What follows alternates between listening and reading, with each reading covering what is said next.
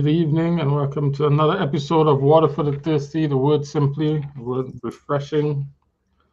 I'm your facilitator, Jared. With me tonight, for right now, is just Jerry from Far, Far Away. Jerry from Far, Far Away. Oh, yeah. Yeah, man. Since the last time we got together, we've been in the book of Esther. I think we're done with Esther now, though. Let me confirm. Yes, we did finish up Esther, and we're in Revelation. Revelation, Ezra, Nehemiah, the book of Psalms. We just start Nehemiah and the building of the wall. So we're in that period of history, post Artaxerxes, and when they gone back to rebuild Jerusalem. And fun stuff out of Revelation. Always good fun stuff in Revelation. So that's the kind of where our conversation is going to come from. I have this one small little note here, Jerry, that I just, this is not the hard question I had for you. It's not okay. Not yet. Okay. Not yet. Not the hard question yet. Esther 2:10. It's just interesting. This was one of those. That's interesting. Nothing shattering or life changing. Just well, look at that. That's kind of what I thought. And so I'm going to share with you look at that. Coming out of the book of Ezra, Nehemiah, Esther. In fact, did you notice that the Bible view of it is Ezra, Nehemiah, Esther, right? But in fact, the chronology is Esther, Ezra, Nehemiah. That Esther story happens before Ezra, Nehemiah. Yeah. So it's not even in chronological order in the Bible. But yeah, that's beside the point. Esther 2:10. Esther had not revealed her nationality and family background because Mordecai had forbidden her to do so. Yeah. Which suggests she didn't necessarily look like what she was, right? Otherwise, it would have been easy to see, oh, yeah, she's one of those, whatever those is. I know that. Let me point out another thing, right? Have you heard of Simon the Niger? You heard of him? Acts chapter 13, verse 1. When the first,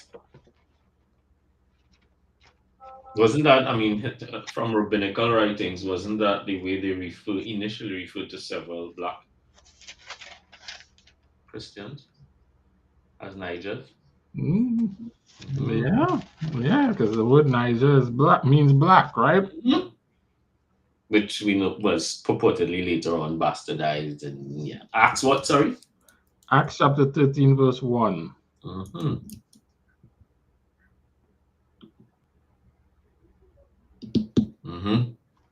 Mark was with them. Yeah, that was in the church at Antioch. There were prophets and teachers. Among them was Barnabas, Simeon, that was called Niger, and Lucius from Cyrene. Simeon was also called Niger. Notice they didn't give any aliases or any other to anyone else. Right. He had a designation because of his skin color. Darker and different than everybody else. Yes. Dark and different from everybody else. He was literally black. Simon was also called black. That's what it says. So, Greek, right? Yeah. It's interesting to also point out where Lucius was from. Right. So maybe he was slightly different. Maybe not black, but still different to the rest of them. Maybe. But he is the only one whose additional descriptor referenced his appearance. Right. And if everyone was looking like him, his designation wouldn't be unique and need to be called out. Yet for Esther, she didn't stand out. Nobody knew where she was from. Right. Which we sort of see from time to time, even with people like us, right? Where based on skin features, if they don't say, I'm half black, I'm whatever, I might be all black and just not look it because I don't know if you remember there was a young lady at USC, probably just a little darker than you, but she had blue eyes, and people would make fun of her and that it had to be contacts and blah blah. And it's not until graduation when I think her dad and two of her siblings came and they were all the same way that people really realized no, she was just born like that. No, and I mean her dad is like black, right? But Yeah, I thought it was interesting because I hear a lot of people make the argument of, that most of the Jews look like Simeon, you know. no, But in fairness, Medo Persians didn't look like that. So she was blending in with Medo Persians. Correct. That's my point. Such that the Bible says that just by looking at her, nobody could not tell what her heritage was. Now, in fairness, two things, maybe three. Children of Israel were a mixed multitude because there was a fair amount of intermarrying going on even with the Egyptians. Not just that. Who at the time were not Arabized as yet, right? The Egyptians look like Egyptians. Yes, but before we go there, two of the mothers, we don't know what their heritage is. I don't know what those mothers look like, where they're from. They were just referred to as female slaves to Leah and Rachel. Bilhah and the next one. We don't know anything about them. We don't. So there's doors of possibilities there. Even when you look at what a lot of the early Jews look like, to my mind, I could see why God would have picked them because they looked like a potpourri of pretty much every race. So brown, tan, with green eyes, blue eyes, maybe, curly hair. It's like if you just took everything and amalgamated. What made them wasn't what they looked like. Correct. Which was his point, right?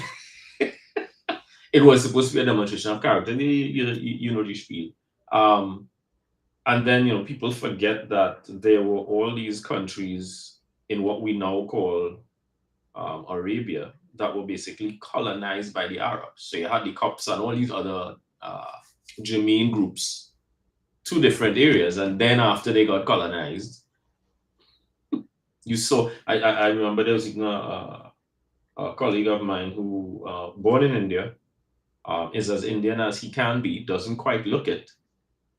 And from a historical perspective, he was sharing with me that, a lot of the Indians were originally much darker. And it's not until they started, intermarrying, whatever, with Northerners. And they used to be frowned upon. Because it's like you're departing from your original heritage. And now it's completely turned on its head, where if you don't look a particular way, it's like, now yeah? And it's also the skin lightening capital of the world, but separate conversation. Yeah, it's interesting. It's interesting, yeah. Maybe think about all the people who advocate that the original Jews were of African descent, and it's hard to square with the story of Esther and Medo Persians. Then you would have to argue that Medo Persians were of African descent, or you'd have to accept that the Bible didn't describe people by their physical appearances, except where their physical appearances were markedly different from everyone else. Because it's not what's most important. Right. I think we've godified it, where it's like, what one race race is a construct, right? There's only one race. One ethnic group we say has, deified themselves, so now the only way to counterbalance that is to swing the pendulum all the other way. And so yeah, like a simple, seemingly nondescript verse kind of almost challenges that whole narrative. Like there are a handful of people in the Bible who are described as being black, and I, you know, with that kind of language is used to describe them. I shouldn't say I describe as being black because that has meaning in our context. That's not what's being described here, right? So they're described as being different, as being darker, and they're being described like that because it's not what is common. Like their darkness is outside the norm of everyone else. Simeon is one of them. The girl Solomon writes about in Songs of Solomon is one of them. But And Solomon himself in Song of Solomon, when he said his friend said to him he's cursed because his skin is as black as an oven. And he said that about himself. So I mean, but then every movie you see with Solomon, blonde hair, blue eyes, whatever. Wait, show me that.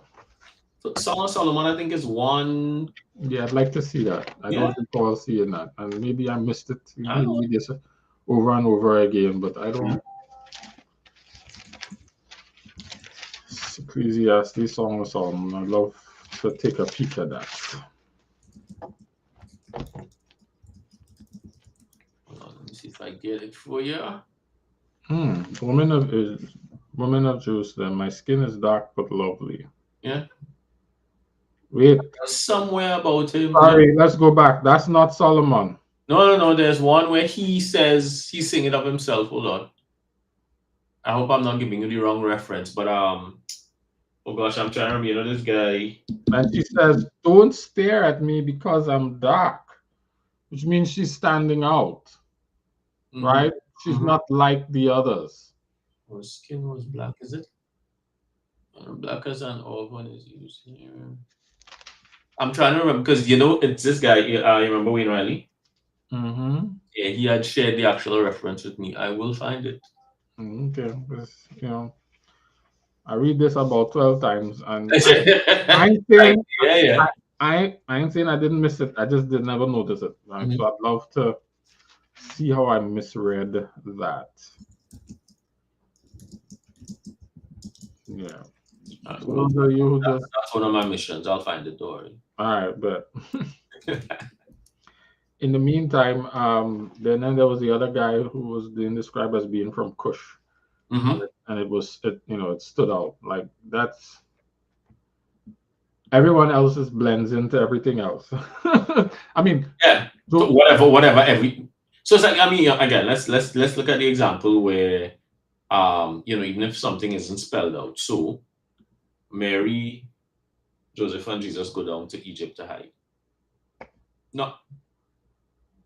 That's like me. You know, I've been to the Middle East, lived and worked in the Middle East for a while. Now, if I show up in Pakistan, you sticking out like a sore thumb. I'm just saying. Not like Simeon. Exactly. So if I'm hiding in Egypt and I stick out like a sore thumb, probably not the best place to hide. I'm just or that Joseph and his brothers come to Egypt, run into Joseph, and don't realize that he's not Egyptian. Yeah.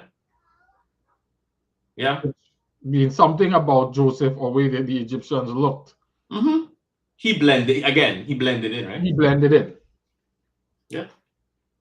Because they don't even recognize it. And it's one thing to, grow a beard, whatever. But if you look completely different to everybody else, or unless Egypt is just itself such a mixed multitude that it's kind of like in Trinidad, you don't really stick out unless you really stick out, right? Because there's a little bit of everybody and everybody's.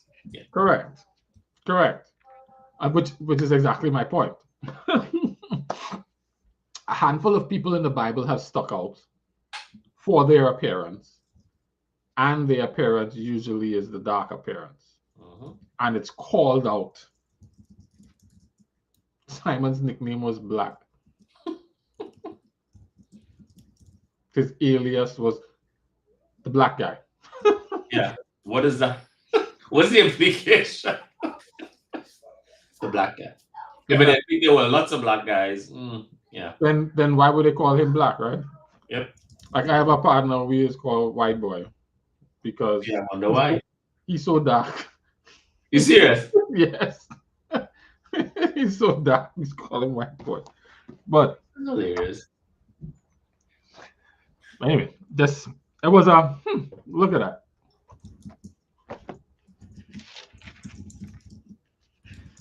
So yeah, nothing earth-shattering or life-changing there.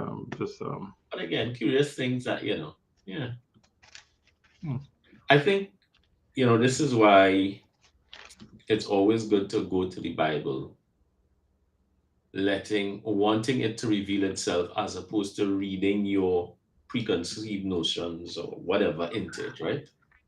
Mm-hmm. Because the way the Bible is written, if you are bent on making it say something, say almost anything, you can probably cherry pick text verses, whatever, and make it, and build a narrative that seems to align with whatever your supposition is. But if you let it read itself, line Yeah. upon line, precept upon precept, it's a lot clearer what it's actually saying.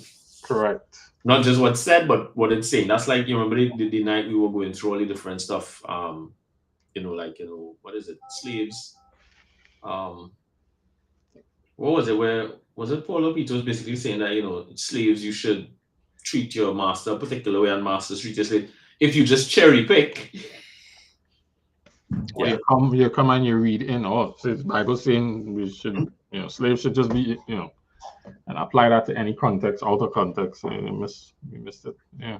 Have you ever seen a copy of the quote unquote slave Bible? I have not. Okay, it's only about 200 or maybe 300 chapters long. So they've basically taken out what is that? Because the full Bible is what? I forget how many. Plenty. Hundreds of chapters. How much? Plenty, right? So it's like they probably plenty. So they probably cut it down by, I don't know, at least 2/3, 3/4. I said, this is what you take and read and understand, right? Wow.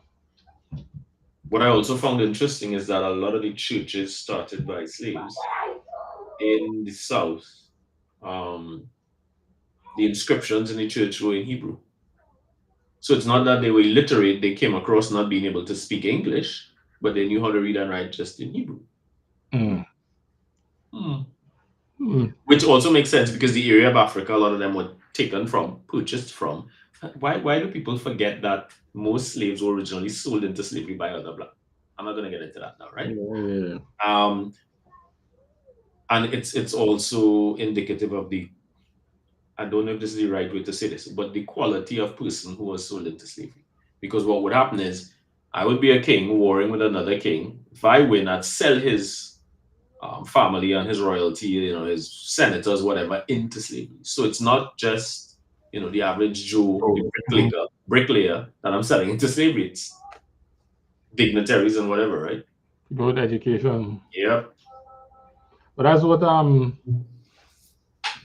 mean, a lot of the kingdoms do that. Even when we're reading recently about Daniel and whatnot, they take those people into exile and support and subordinate them and integrate them into the society.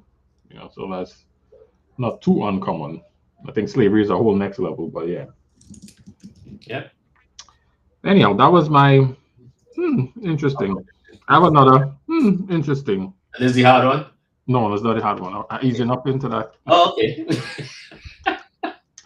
This one is Revelation 4:11. We have talked in the past about intrinsic value. And, I've read this verse a whole lot. Mm-hmm. Something about this children's version of the Bible must make this, certain other things just pop out that you don't see. Maybe you don't see. Maybe. I've not seen in the other versions that I've read. So this stood out a little bit more clearly. Because I'm sure it's just a restating of the same thing, right? Revelation 4 verse 11. Revelation 4 verse 11. Right. You are worthy, our Lord and God. You are worthy to receive glory and honor and power. You are worthy because you created all things. They were created and they exist. This is the way you planned it. His worthiness is simply because he's the creator. That's it. His intrinsic value is, I give him only one. The regard that he is due is because he created everything. Mm-hmm. Full stop. Yep. Which is also which is the main reason Lucifer was envious of him, and the main reason Lucifer hates us, because whereas we can create life, he can't. Mm. So his hatred is about the one thing he is most worthy of, and therefore, since we have some of that in us, the hatred is also pointing. It's like, why should I worship God? Why do I have to? Why?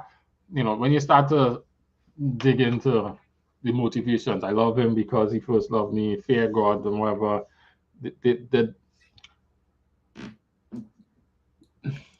So at the very top level, the very most, or at the bottom level, the very most basic level, he deserved my respect because he's a creator, right?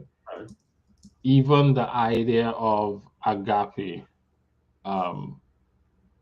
you give, what was the definition of agape?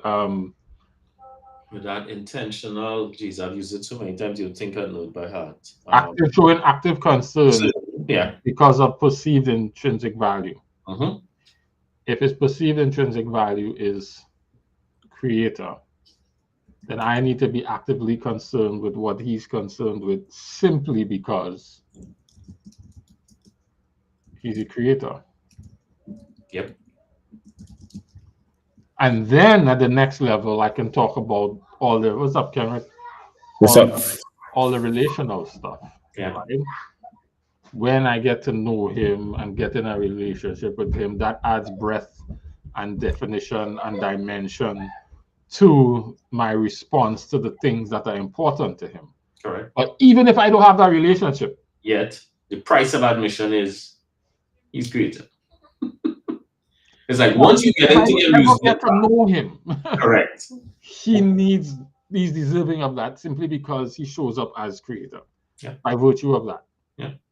So once you get into the amusement park, we could figure out the rides, but to get in, it starts with and when you look at a lot of these Psalms and so on, it always starts, you are with your God X. Yeah. Even when he had to course correct Job, he started by reminding him of all the things he created and then asked him, you were wrong when I... Okay. And then it just hit me about how simple it is. Mm-hmm. That also frames the whole Sabbath conversation differently. Now it's no longer about the cross and, what laws and the Jewish laws or nothing. Mm-hmm. He is worthy because he's a creator. The story starts with him establishing this thing as a symbol of his creation. That never went away. What was codified for this group was just that they remember it. Correct. And if there's another entity that comes and says, yeah, we don't have to do that anymore. That's not, well, let me say, we say this day instead. That's a direct challenge to his creator. Yep. Him as creator. Mm-hmm.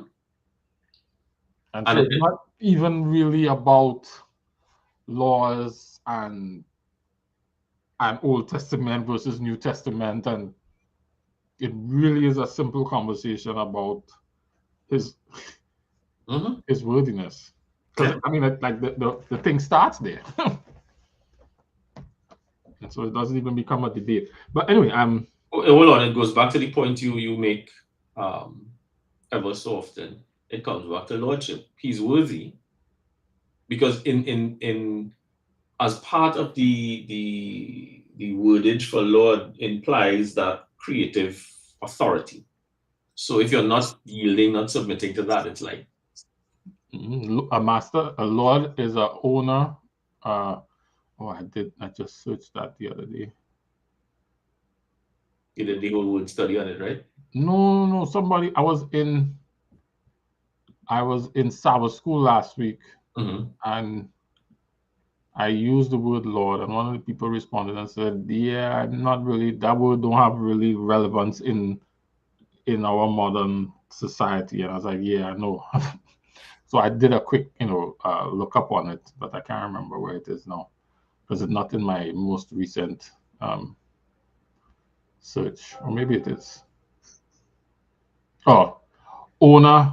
So it's kurios. The Greek word Lord, kurios, is master, owner, sovereign. One who possesses rightful authority, ownership, and power over others or a domain. Yep. So as the creator, you possess rightful authority, ownership, power over others, over a domain. You know what just hit me there? Because this was, I typed this in the faith study we did in Luke 8 last time, where it was like, well, that was where the disciples were on the boat and they woke Jesus, and I was trying to figure out, a little bit more about faith as a result of what he said. Like, where is your faith? Why you don't have any or whatever? Or what they were supposed to have faith in, and why was it unrealistic that they wouldn't know that he was the Lord of the sea or whatever. But if he is worthy by being a creator, then everything in this life, everything, he is the rightful authority, owner, and has power over everything in this life because he's created it all. Okay. Now you understand a little better the context of let everything that had breath praise. Yes. Is. But yes, but I'm thinking about faith now. And the idea of, don't you know we're about master? Don't you realize we're about to drown? But I created this as well. So why is this even a concern for you? If I am here representing him, what is it that faith requires us to believe? That Jesus is the creator. Jesus is Lord because he is the creator. The word was with God and was God. I think when we I think not when we don't. I think framing it in that idea of creator confers onto him the intrinsic value of rightful authority, owner, and Lord. So now when my faith is in him being that, not in the outcomes, not in the what he could, but in the that. If he's the creator, then he's the rightful authority, owner, master, and has power over it all. My finances, my relationships, my everything. And so agape for him is showing active concern for the things that he is concerned about because of his intrinsic value, because of my perception of his intrinsic value. His intrinsic value is, according to Revelation 4:11, you are worthy because you created all things. Yep. So I agape him because he's creator, and then I further go into filio and all of that because of relationship. But that's the base. That's the start. I don't have to be in relationship to agape. Wow. Yeah. Don't what? I don't have to be in relationship to agape. So you turn agape to God, that is, because or to anything or anyone.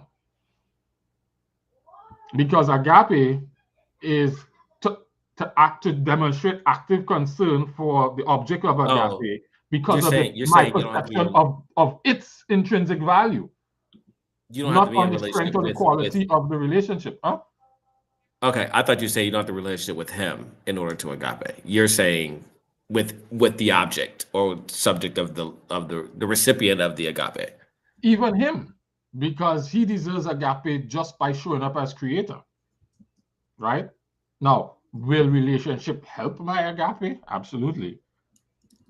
Will it help to develop even phileo? Absolutely. But agape doesn't require anything but cognitive assent. There's no emotion necessary to do agape. Yep. Because it's a demonstration of something, right? Yeah. Where I like to think I have to feel this way. No. No, you don't. But I don't know if anybody does that. Well, that's because we're doing something other than agape. Yeah. We be loved. No, I'm saying in general, just human, right? I'm not sure. It's hard.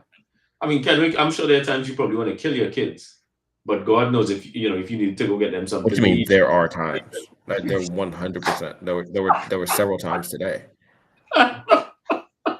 Especially if like you go and you see their bedroom or something after you told them 5 times to go clean it up. It's like, yeah.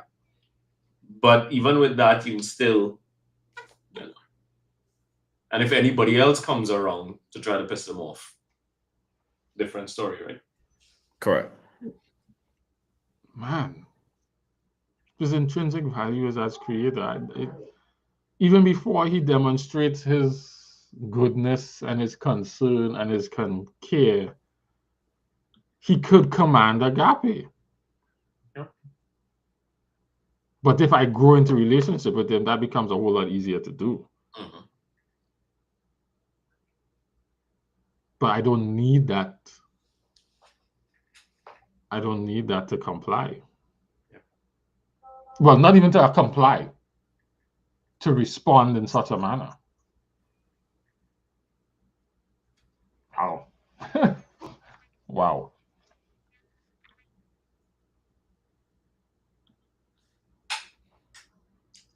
Which is why he could command fear and respect. Fear God and give glory to him. Doesn't require a relationship.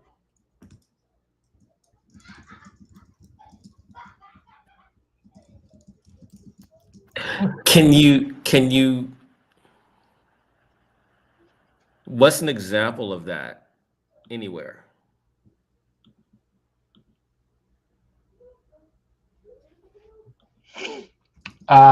Example of that is military. Your ranking No. officer. I'm talking about literal. I mean, in the Bible, like who responded specifically that way Before knowing him. Yeah. That's all I'm like. I would have to. There would have to be some level of awareness of his requirements. Yes. Intimate relationship with him. No. Well, not even necessarily its requirements. There's going to be some level of awareness of who, yes. of his domain, sovereignty. Correct. For example, here's a good one. Pharaoh is a good example. Because when Moses shows up and says, Yahweh says, let my people go, the expectation is that Pharaoh will go, okay, if it's his people. That was the expectation.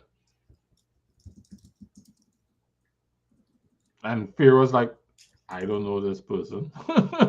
Why should I give up what I have to him? But yeah, I still don't. I don't know. But I don't know if Pharaoh relinquished because of God's power. I think he relinquished because he was like, I'm sorry. I don't think he relinquished because of his awareness. Huh? He didn't. You're right. He didn't. That's why I'm referencing him as an example, because he didn't. But he was being asked to. That's what I'm saying. What's an example of someone who did? Someone who actually did? Who actually did. I mean, I think the closest I can get is like a Nebuchadnezzar. Yes. He would be a one. Took him 7 years, but yes. Yeah.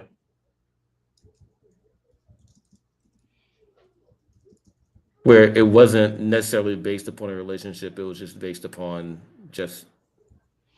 I would argue there's somewhat of a relationship, and it's because relationship is I would say intimate relationship rather than just relationship, because you can have a relationship with someone and it could be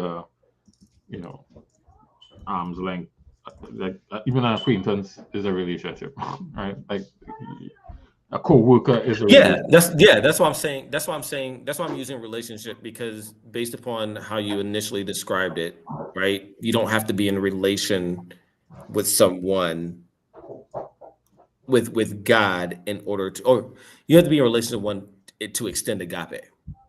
No, right? you don't. Not so extend agape, no. Yeah. So I'm trying to understand. The Good Samaritan is a good example of you don't have to be in relationship to extend agape. The intrinsic value of the guy on the side of the road was that he was a human in distress. And he was not in relationship with him, and he extended agape to him. He extended active concern because of his perceived intrinsic value. Correct. It wasn't that he was a Jew. It wasn't that it was another person. His intrinsic value was being made in the image of God. Correct. No relationship agape demonstrated. Correct. Right? Active concern. Pharaoh, and that's why I'm going to use him even though he didn't.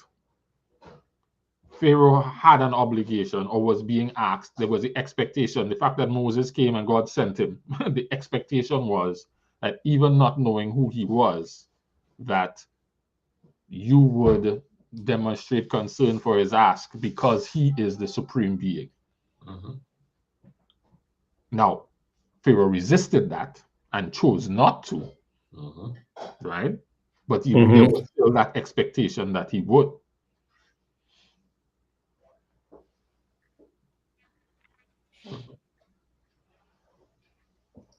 That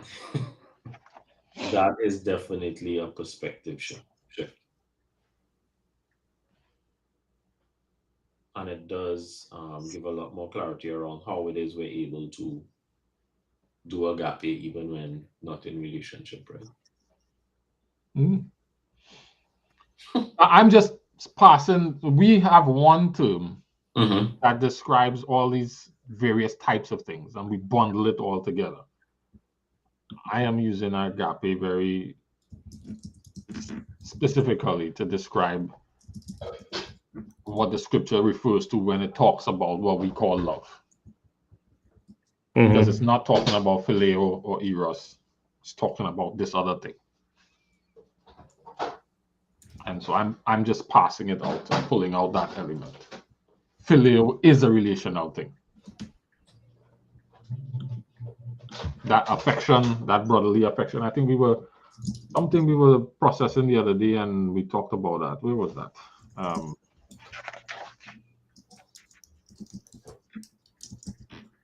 don't remember what it was. But yeah, it came up when we were talking about I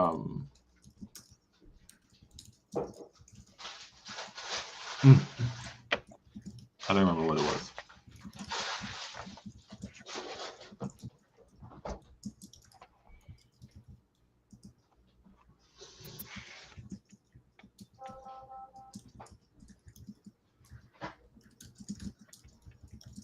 Was it John 4?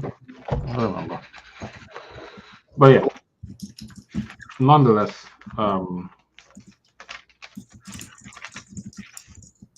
you said John 4? What were you saying? Checking to see if it was John 4 because it was when we were talking about the other rising of people in John 4. But there was a term that came up that was of the same root as the phileo love, but it wasn't actually that. It was related, but not that word. But I don't remember what we were speaking about specifically. So I'm trying to go back to that, but I don't remember what it was. So you gotta hold on for a while until I can figure it out.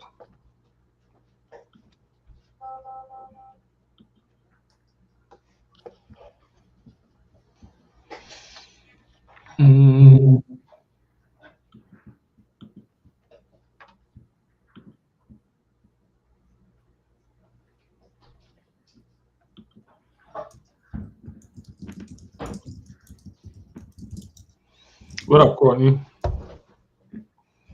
Hey. Yo, what's up, man? We were just processing Revelation 4:11. In Revelation 4:11, it talks about God being worthy of glory and honor and power simply because He's the Creator. And then I followed that on, meaning, wow, that's his intrinsic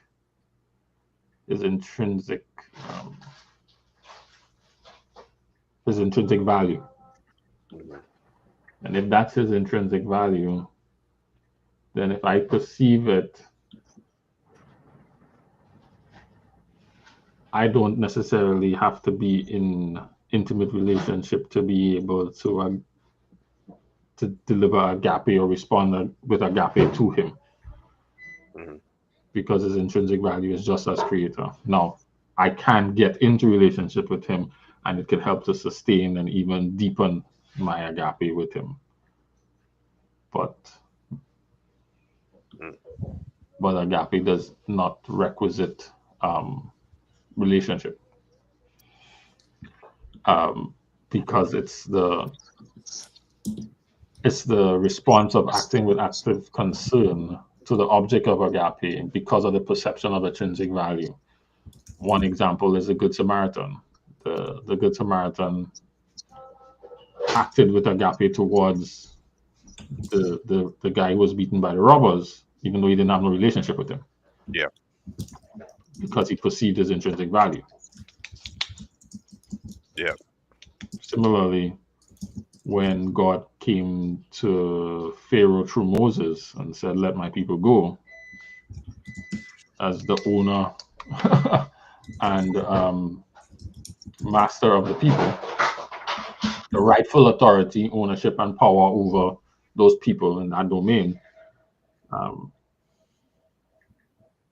showing Pharaoh's demonstration of active concern could have been to say, yes to whatever you want to. It wasn't, but that's what it should have been, and it didn't requisite a relationship to do so. Yeah. Okay.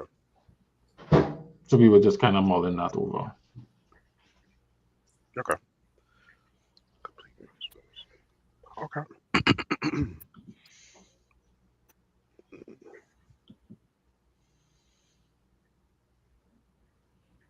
So y'all started in Revelation on that one? No, we started in Esther. Yeah. We started in Esther. Oh my That's God. an interesting tidbit.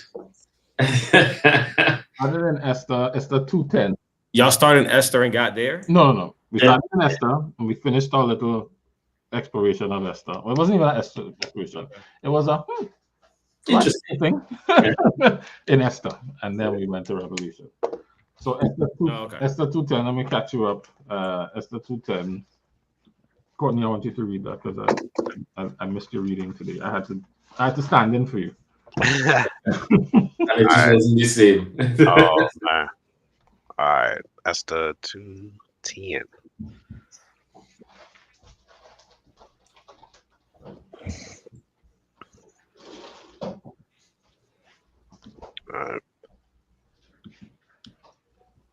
I said Esther. All right, this is NIRV. Esther hadn't told anyone who her people were. She hadn't talked about her family. That's because Mordecai had told her not to. So Esther is a Jew in Medo-Persia in the time of Artaxerxes, who by her appearance didn't stand out. Who by whose appearance didn't stand out? Her appearance. Really? Okay. She was ugly. No. Clearly she wasn't, because it said she had a nice figure. Yeah. Right. Oh. But I mean, we saw, was it Dreamboat Body and Shipwreck Face? I mean, we heard that on So many sayings. so many sayings that we will love. I heard that for the first time on Different World. Verse 7. Verse 7. Verse 7. Let's say Mordecai had a cousin named Hadassah. He had raised her because she didn't have a father or mother. Hadassah was also called Esther. She had a lovely figure and was very beautiful. Mordecai had adopted her as his own daughter. He had done it when her father and mother died. Okay. And so Esther didn't stand out as different because of how she looked. Mm. She didn't stand out from her. Her heritage was not apparent by her appearance. Mm-hmm. Okay. And it didn't, which made it worse. It was, her appearance didn't make her stand out in the kingdom of the Medes and the Persians. Mm-hmm.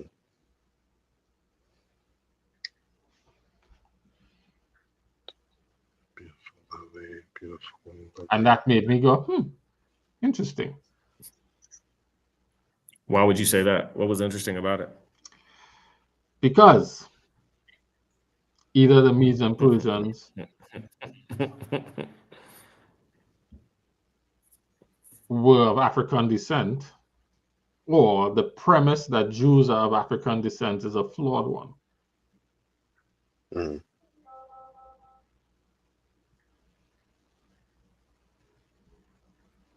Dang it, where's Cliff?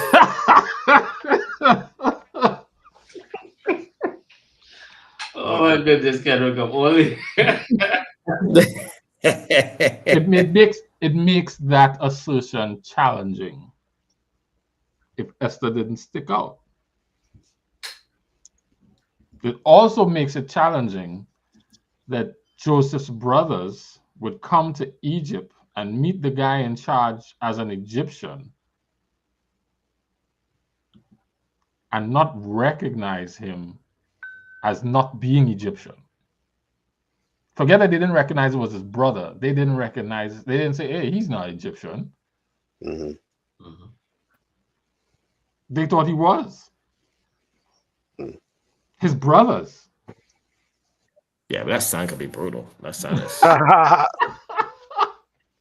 Well said. Well said. Yeah. Let's add this on, right? Because this is where Jerry and I went. Acts chapter 13. Acts 13. Verse 1. Okay. Acts.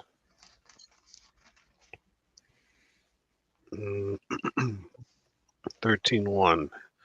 In the church at Antioch, there were prophets and teachers. Among them were Barnabas, Simeon, and Lucius from Cyrene. Simeon was also called, how you say that, Niger? Niger. Okay. Niger. And Niger means black, buddy. Oh. It's like Simeon the Black. If you do the word study there, Room the bearded. Niger simply means black. Simeon was also known as Black. His nickname was Black. Yeah. Oh, they just called him like, hey, what's up, Black? What's up, What up, Black? Copy. Right? Now, if everybody else looked like that, why they single out Simeon? Midnight. He was blackity black, right? Darkness. Yeah. Darknesses. Yeah. It challenges that whole premise. And so that Esther verse was just like, oh, but wait. That's true. Man. It's also black. I already remember my pops would always be like, we shouldn't major in minors and we shouldn't minor in majors. Yes. Yeah, so for those who want to major in minors, it's like, They didn't give Barnabas no nickname related to how he looked. Nah. So that's one. It's like, okay. This guy stood out because of how he looked. Yeah. You know who also stood out because of his heritage? The Ethiopian. Okay.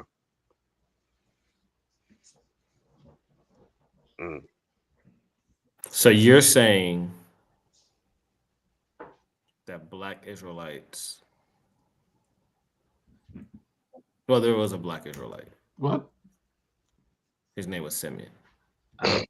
Simon. I'm saying Simeon, a black guy, was with Barnabas and them. Mm-hmm. They don't say where Simeon is from or what his heritage was. In fact, he might have been a Gentile because he was with Barnabas and Saul. Yeah. But his name is Simeon, so maybe not. True. But what he looked like was unlike everybody else because he got a nickname for his appearance. For appearance. If everybody else dark like him, we're not calling him black. True. Right. And if Jews are African descent by nature, then Media and Persians had to be too, because Esther blended in with them and didn't get noticed by her appearance, what her culture and her background was. Nobody didn't know until she admitted it to the king, which would mean that the culture and heritage of Jews was not one of appearance, but of something else. What made Jews wasn't how they looked, but something else. Because Joseph was able to be an Egyptian and not get recognized by his brothers. And Esther was able to exist in the kingdom of the Medes and Persians, and nobody didn't know the difference, was none the wiser, as she was Jewish. But all those people are in the same region, so. Exactly my point. Yeah. Which means what it means to be Jewish is not external thing. There are other things that differentiate the Jews from the people around them. And it's not appearance based, which flies in the face of the people who are espousing that now. Gotcha. And that's what this verse just made me go, that's interesting. Okay. No, I feel that. Or even think about Moses, because he's a child. It's like, exactly. But I'll raise him up like he's mine. No one knows the difference. All right. Interesting. But then, to be fair, all of those people come from the same, except that the ones at Cush, the Cushites, are described as looking different than everybody else, and the Bible is more intentional to talk about the Cushites as looking different. Let me see if I can find a reference. Hold on, because there's another character in here who's from Cush, who's called. He had a different mom? Who? Cush. I don't know. Well, Cush, according to the heritage in Genesis chapter 5. I think it's chapter 5. Like somebody from outside of. I mean, I guess everybody in the region. Hard to figure out who they come from because all of them come from Noah, right? Right. But the Cushites are described to be, well, it's not 5, it's in 11. 10. Well, I guess depends on the sons. Yeah, Canaan was the father of the Cushites and whatnot, I think. Yeah. It was I think it was Ham. Right. Yeah, Ham. The sons of Ham were Cush, Egypt, Put, and Canaan. Yeah, so the Canaanites, the Egyptians, the Cushites, were all sons of Ham.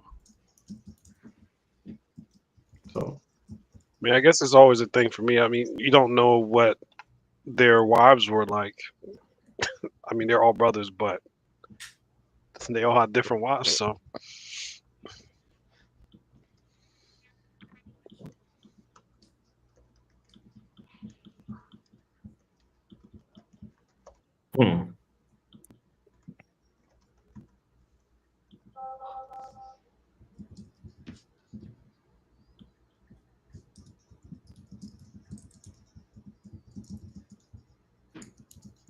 Moses' wife was a Cushite. Yeah, and I remember his sister and Aaron were like upset initially, right? And God, I know at least his sister got leprosy. I can't remember if Aaron did as well. Numbers They 12. had some Aaron's comments sister to did. make about, Miriam? Miriam, you had some comments about Moses' wife. Yeah. And she got leprosy. God is like, oh, you want to run your mouth on this young lady? Yeah. We'll see how that leprosy makes you feel. Imagine if he took that approach to, hey, let me be better. Oh, you want to run your mouth on so-and-so? Okay. I got you.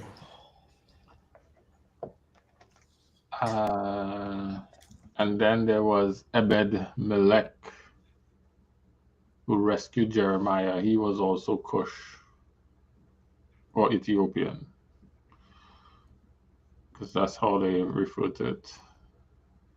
Let's see where Ebed-Melech is. Jeremiah 38. Jeremiah 38. So the reference to Moses marrying a Cushite woman was in Numbers chapter 12. Yeah.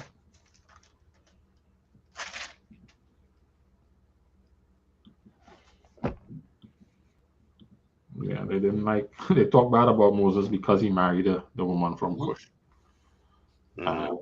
Jeremiah 38, verses 7 to 13. Jeremiah 38. 7 to 13. Okay. Ebed-Melech was an official in the royal palace. He was from the land of Cush. He heard that Jeremiah had been put into the well. The king was sitting by the Benjamin gate at the time. Ebed-Melech went out of the palace and said to the king, "My king and master, everything these men have done to Jeremiah the prophet is evil. They have thrown him into an empty well. Soon there won't be any bread in the city, and he'll starve to death." So the king gave an order to Ebed-Melech the Cushite. He said, "Take with you 30 men from here, lift Jeremiah the prophet out of the well before he dies." Then Ebed-Melech took the men with him, went to a room in the palace. It was under the place where the treasures were stored. He got some old rags and worn out clothes from there. Then he let them down with ropes to Jeremiah in the well. Ebed-Melech the Cushite told Jeremiah what to do. Abimelech said, "Put these old rags and worn out clothes under your arms. They'll pad the ropes." So Jeremiah did. Then the men pulled them up with the ropes. They lifted them out of the well, and Jeremiah remained in the courtyard of the guard. Another version refers to them as Ethiopian. Yeah. And let's go. What? Let us go to Jeremiah 13:23. Courtney, take your time and read this one. Okay, 13. Oh, yes. 13,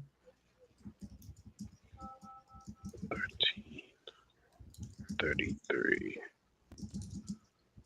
13:33 says, wait, Jeremiah 13. 23. 23. Okay. Oh, oh, it says, can people from Ethiopia change their skin? Can leopards change their spots? That's the verse I was looking for, Jerry. That's the reference. And people from what? Ethiopia change their skin. Well, apparently now we can, right? And the vibes got us. Sorry, did I say that out loud? Oh my gosh. Sorry. But notice. Yeah, but yeah. Notice the analogy, right? The analogy. Yeah, it's interesting. Is in reference to the dark-colored people from Cush. Yeah. They didn't say can a man change his spots? Would have been more for if he was talking. But you decided to talk about black people and leopards. Yep. Let me say black people, dark-colored skin people. Yeah. if everybody around you was like the Cushite, would you leverage him as your illustration?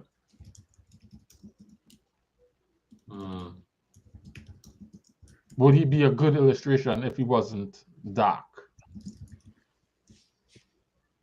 Or darker than you? Or darker than your audience?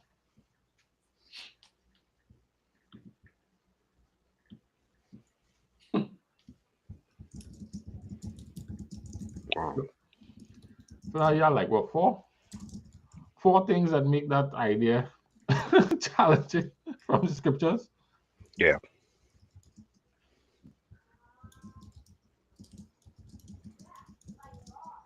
Why do you think?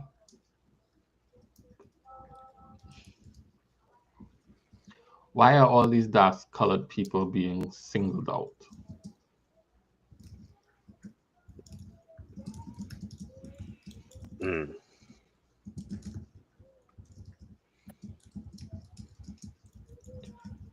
Is that rhetorical, or you want us to answer? I guess maybe they're not being singled out, but they stand out and they are being referenced in terms that relate to their appearance. Correct. Because their appearance is different. Correct. You didn't like the majority of people in the surrounding area. Yeah. Okay. So yeah, like I said, it was more of a well, that's interesting. that's all that this was. Yeah.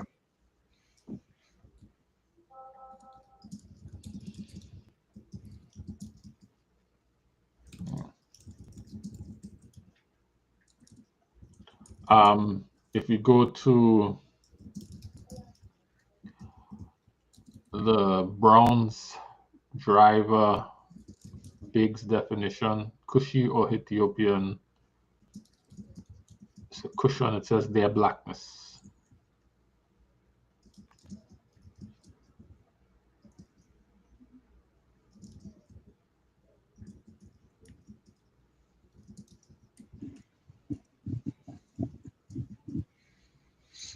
Yeah. Most other people are being described by their orientation, their cultural lineage. Mm-hmm. Only one group is described by their physical appearance. I know. Did you find that thing you were looking for, Jerry? Because the lady in Songs of Solomon. In Songs of Solomon, Courtney, I gave you one more. Okay. You might appreciate the Songs of Solomon. Right? Yeah. Chapter 1 describes that Solomon is talking about a Shulamite woman. Yeah. I want to know. Let me write it down. Songs 1.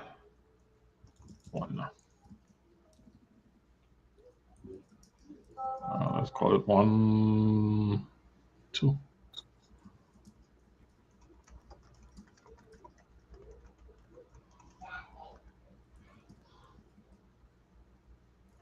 Wow, Shulamite is not here.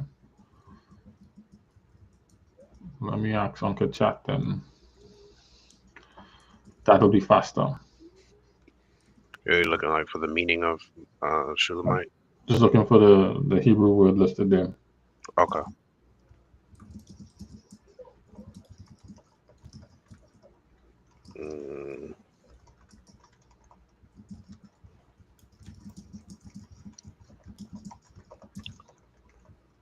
Kiwi word Shulamith.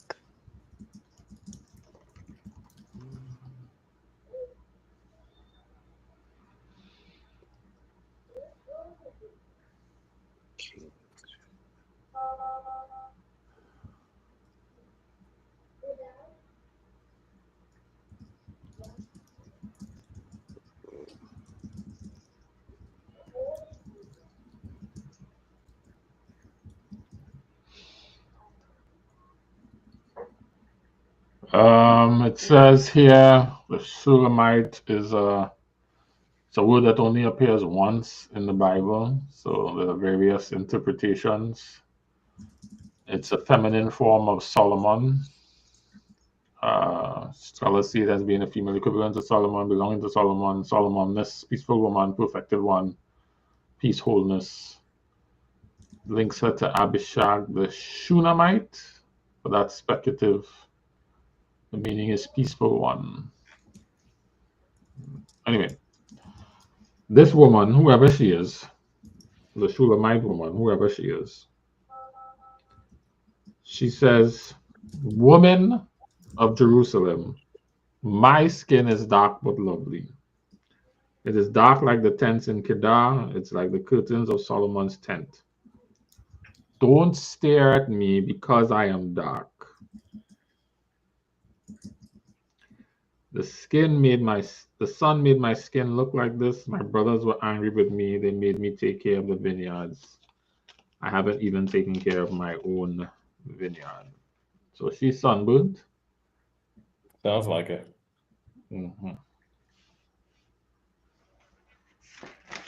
But her sunburnedness has her different, standing out from the other woman. Oh, she's sunburned. I think she's tanned well. Yes. But her tan is causing her to stick out. Correct. She's dark in a way that the other people are not. Correct.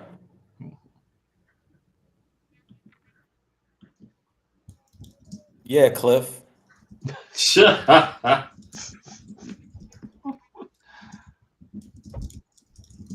yeah. At least she's not Cushite, right? She's not naturally dark. Let's she get burned. She was sunburned. All right. We'll give her that. Yeah, but your point is taken. And that's makes when sense. We shifted. We finished with that, Kenrick, and then we shifted to Revelation. And got you. And we went into the intrinsic value of God being his creation, his role as creator. Gotcha. But I started to dig a little bit deeper into it because that, to me, now dovetails into agape and faith in two different types of ways. Right? The last time when we were exploring Luke 8:48, and I only know that because I have a chat on it from when I studied it before and then brought it here. I think, let me see if I can find where I studied that.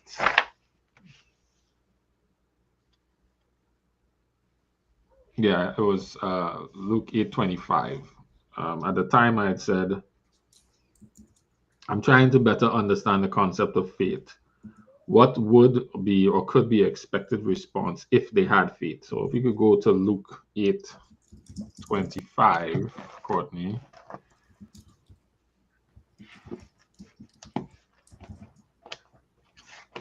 So we could read the story. So this intrinsic value of God as creator tied back into this conversation we had recently. So I'm just going to make that connect right quick.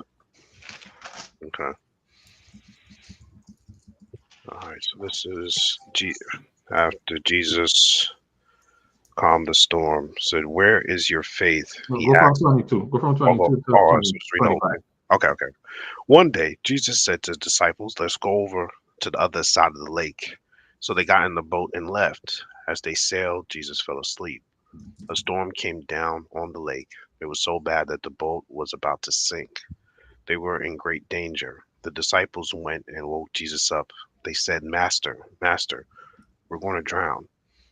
He got up and ordered the wind and the huge waves to stop. The storm quieted down. It was completely calm. "Where's your faith?" he asked the disciples. They were amazed and full of fear. They asked one another, "Who is this? He commands even the winds and the waves, and they obey him." Yeah, so my thought out of that was I'm trying to better understand this concept of faith. What would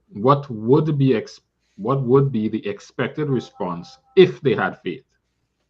Faith in what? To do what? What would faith have looked like here in this moment? Faith in what? What does he mean? What is faith? Just when I think I understand, I don't get it. And so when we processed it, it was faith in him as Lord is what we settled at. When we talked about it. We went through a whole long thing, and that's where we landed. Faith in him as Lord.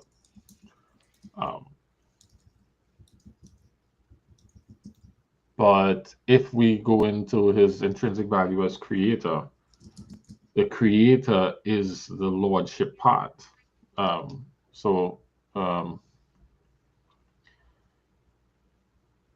Lord in Greek means one who possesses rightful authority, ownership, and power over others or over a domain. That's what the kurios means, right?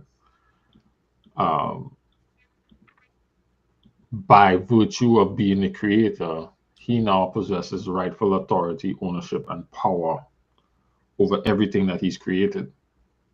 So when I have faith in Jesus, what I'm saying is I have faith that Jesus is coming from God, is God, and therefore has lordship or rightful authority, ownership, and power over all these things because he is the creator God who made heaven and earth. That understanding will then inform my response to my situations. In this situation, they may have saw him as Messiah, but didn't understand who he was as Lord.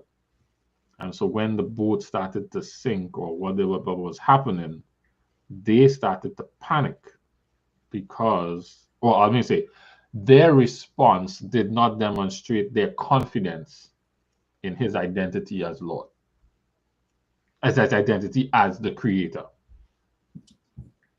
Because now he has lordship over the sea too. Because they were like, who is this that commands? Hey, I'm the creator. I have lordship over this too. Which now goes back to he's Lord of the Sabbath. Hey, I'm the creator. I have lordship over the Sabbath because what? I created it. Right. Right? If it exists, I created it, which means I am rightful authority, owner, and master over it. So you could trust me with anything. If I tell you go so, you could trust me to go so because this is all my domain and I'm in charge of it all. You go back to Matthew, like the thing will starting to fit together like a puzzle now in my head, right, Jerry? Go back to the Great Commission. All authority in heaven and earth is given to me. So what to do now? Go and make disciples of all nations. That's what I'm telling you to do because I have all authority over everything. No. Because I am at the right hand of who? Well, the Father. The Creator. He's not just the Father, he's the Creator. Right. That's what we refer to him. The Creator of heaven and earth. I think it's interesting. Yeah, I guess always try to look at it from a perspective. I mean, I know Luke's perspective is like presenting to a Gentile audience, but I think it's from the disciples, were they trying to understand who he was, not just a prophet. I think people are used to prophets, or they've heard of that in the history of Israel or Jewish history. So there's something different about Jesus in the sense of, all right, maybe other people were given authority to do things, power to do things, but it's like multi-layered with Jesus. Like, yeah, I'm given power to do things because of my role, but it's like he's so intimate in the creation too. It's like I was a part of this too, so it's like it's different. It's like, yeah, the Father gives me the say so to do this and that, but like I'm God too. Like I was like, I was before right. I was So there. Yeah, it's different. But that's what my faith is in. Yeah. Like every time I hear this concept of faith, we always talk in terms of like outcomes and belief that he's going to do or that he could do or what. Nah, it's just belief that he's the creator, so he's the Lord of it. So he got it, whatever it is. And by got it, I don't mean is got it in a way that he will do what I want, but by virtue of his position as creator and Lord, because he's creator, like he's the rightful authority, ownership, and has power over it because he's the creator. So he's the rightful Lord because he's the creator. My faith is that Jesus is that. Which means anything I face, he oversees, has authority and power over. And my response to anything that I'm facing or that he asks of me should be belief that trusts that he is the creator and trust that acts that he is the creator. And so what would that look like here? If they wake up and go, hey, this boat started to sink. What would belief that trust that he's the creator and trust that acts looks like? How do they approach Jesus differently? I mean, yeah, they would say, hey, like these things can't harm him. Like he's, and if we with him, yeah, you know, it reminds me of who was it that was Elisha on Mount Carmel or Elijah? Elijah. Right, and so God sends fire down, consumes everything. Jezebel threatens him, and my guy takes off running and is like, you know, it's better he dies, because it's like, you just saw miraculous manifestation and now you're petrified because somebody said something. Yeah, because your belief doesn't trust that I am Lord and she is not. Correct. Although you just saw me act in a so even him, he was like the disciples, where your belief in me is in a particular very narrow vein. So I might do a thing, but that doesn't mean I'm Lord of everything.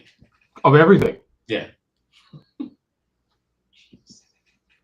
Wow. Or that my lordship supersedes these other lords. Right? I might see you as Lord over Baal and all these other gods because them are nothing. But she have control over this domain and authority that you vested in her. Yep.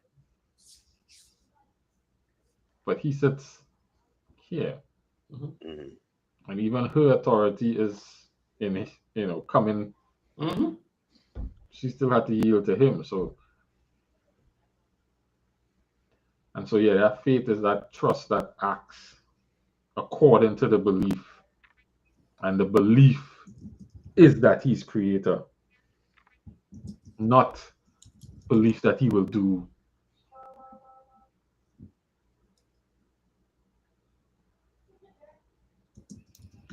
And here's the part that I was wrestling with when you came in, Kenrick, about the relationship. I don't need a relationship to agape, but a relationship will definitely facilitate trust, and trust is where faith is. So there's faith and love. Well, for sure. I mean, agape. There's an aspect of that where you're talking about matters of life and death. I think, we as human beings are like, that's something that we're not so. I talk about myself, but like in these stories, it's not something that they're just willing to just just put full trust in that like right away. Like I'm sure Elijah's like, man, yeah, you're the Lord of everything, but she could take my life right now. Like,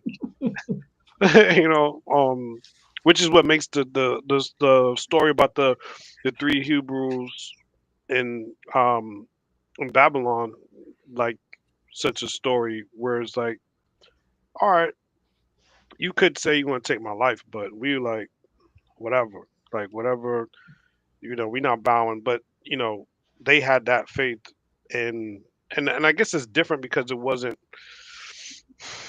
something straight and narrow like that. But still, they were like, look, I'm not going to do this regardless. Yeah. We believe in this all powerful God, the rightful king, ruler, everything. We're not going to bow to you. We bow only to him. Um, and they were willing to put their life on the line on it, like right there and then. Elijah should have just stood there and just said, it's whatever. How about it? Right. Their faith, though, these three Hebrew boys was, I like to say, was next level, because they said, we know he can, we believe he will, but even if he doesn't. So it's like, either way we go. Can he save us? Yes. Will he save us? We believe so. If he chooses not to, so they're demonstrating they're not trusting in an outcome. Yeah. It's that whatever he decides for us, we know that is his care and concern, and it's best. That is right. Man, it's trust that acts in that belief that he's the creator. And so because he's a creator, he's worthy of my praise. What does it say? He's worthy of glory, honor, power, respect, and agape. Mm-hmm. So if this is his concern, and he's communicated that to me, it needs to be my concern. Mm-hmm. By virtue of his creation. Now, faith is a little bit more tricky because, and as agape doesn't require relationship, faith does. Because trust is a thing that's built over time. Mm-hmm. Mm-hmm. And even God shows up and demonstrates that. He doesn't ask the world of the children of Israel until after he delivers them. And then he comes and says, I am the Lord your God, who brought you out of the land of Egypt, out of the house of bondage. Therefore, now I'm asking this thing of you, the faith thing, the agape thing. So he establishes the relationship and then builds the relationship over time.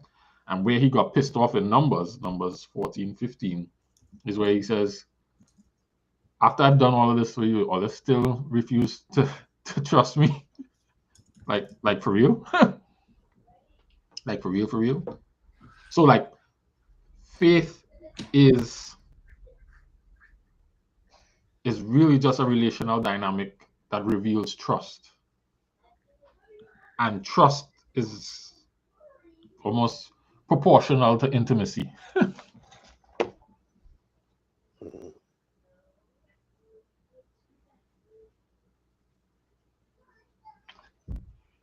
There's some people who would trust even, before they have the relationship. They may just have a certain understanding of the dynamic and they could trust anyway, Mm-hmm. Like I don't have to have a relationship with the pilot to trust that he could fly. I just trust his credentials, right?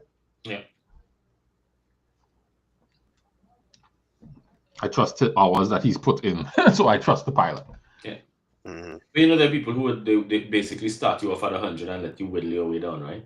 Based on interaction. So it's like, yeah, you just seem like whatever credentials, right? Okay, there you go. Here's a fair amount of trust, and if you prove me right, we build on it, and if you don't, well,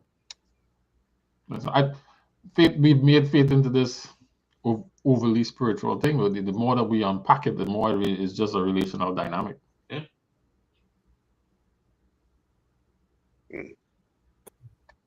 But the faith. I'm trying to think of examples where God just requires you to just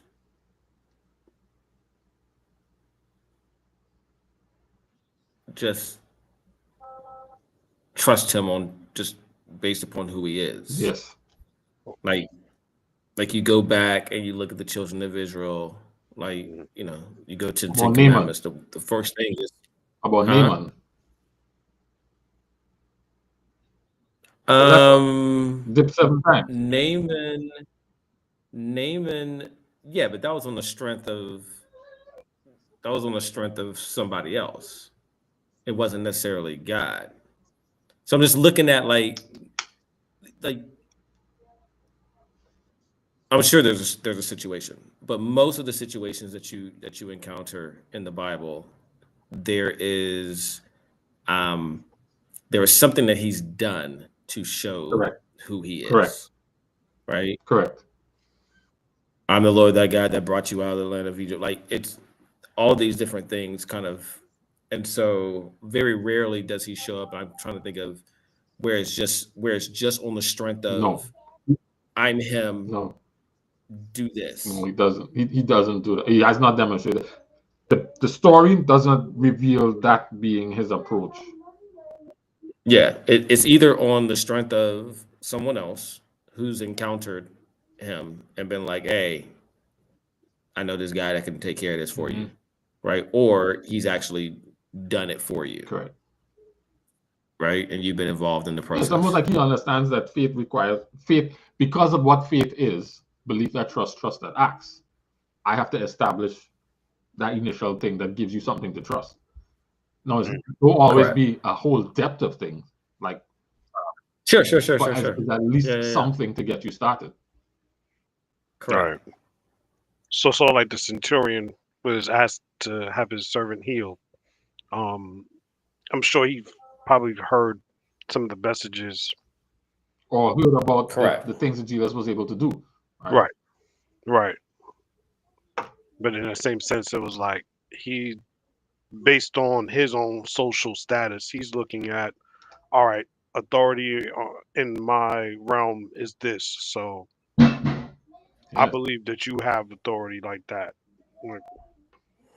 Yeah, he had to have he had a reference point. Which is why Jesus could reference him as having such strong faith. Because he acted according to his perception of the intrinsic value of creator. And the inherent authority, ownership, and power that has. And so they act in accordance to that belief that he has it. Yeah, because he like, look, you're not. I'm not even worthy for you to step in my house. Not a problem. Like, but that's I know, just perception. Yeah. Able to perceive it. The disciples weren't able to perceive it because they were like, well, who is this man that even the winds and the waves obey him? Right. I'm not just that man. And that also then reframes the whole Lazarus thing, right? When everybody wheeling and carrying on about how Lazarus is dead, right? And he said, okay, I'm gonna do this so that you all know, so that you believe that I am he that he sent. That voice isn't for their benefit, but you give me whatever I want. But this is so that they will believe that you sent me. Lazarus, come forth.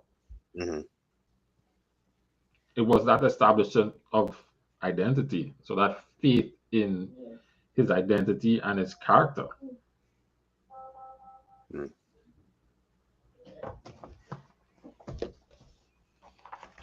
Yeah, I mean, I just think that, because again, when I read, I'm always, the main titles I'm hearing is teacher,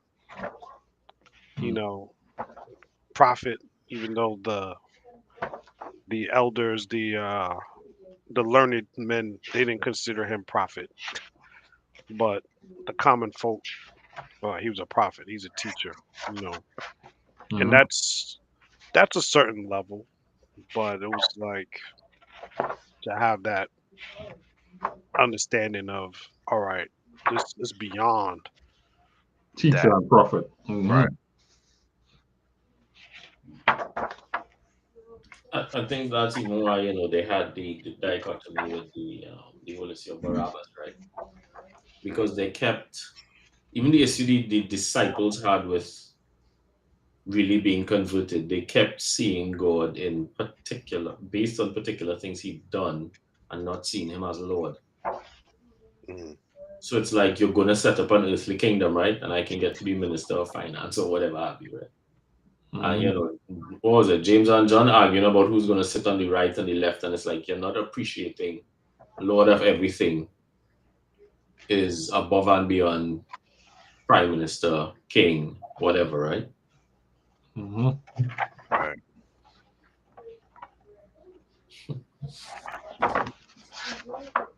Oh, wait, Jared, we haven't even gotten to your hard. No, we didn't get to my hard question yet. Oh, I was trying to find something that I had written down here from before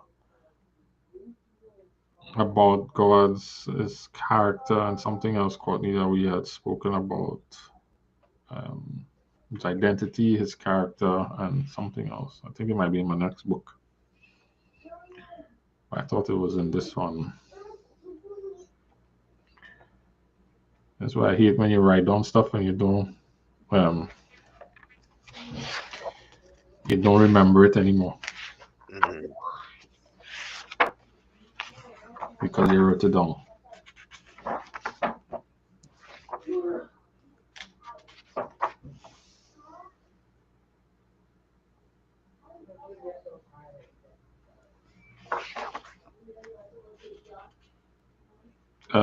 Let me do my hard question. So while you're trying to answer it, I could try and find this thing. Jeremiah 51, 20 and 23. Jeremiah.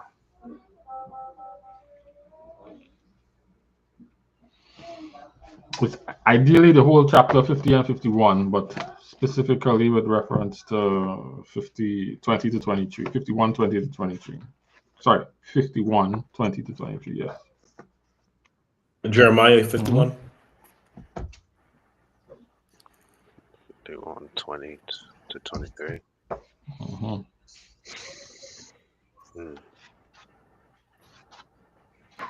Okay.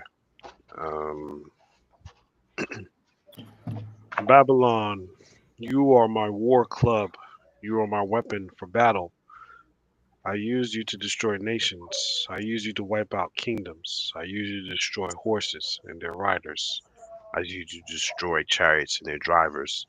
I use you to destroy men and women. I use you to destroy old people and young people. I use you to destroy young men and young women. I use you to destroy shepherds and their flocks. I use you to destroy farmers and their oxen. I use you to destroy governors and officials. So my question is, if Babylon was a club in the hand of God, why are they being repaid for what they did on his behalf?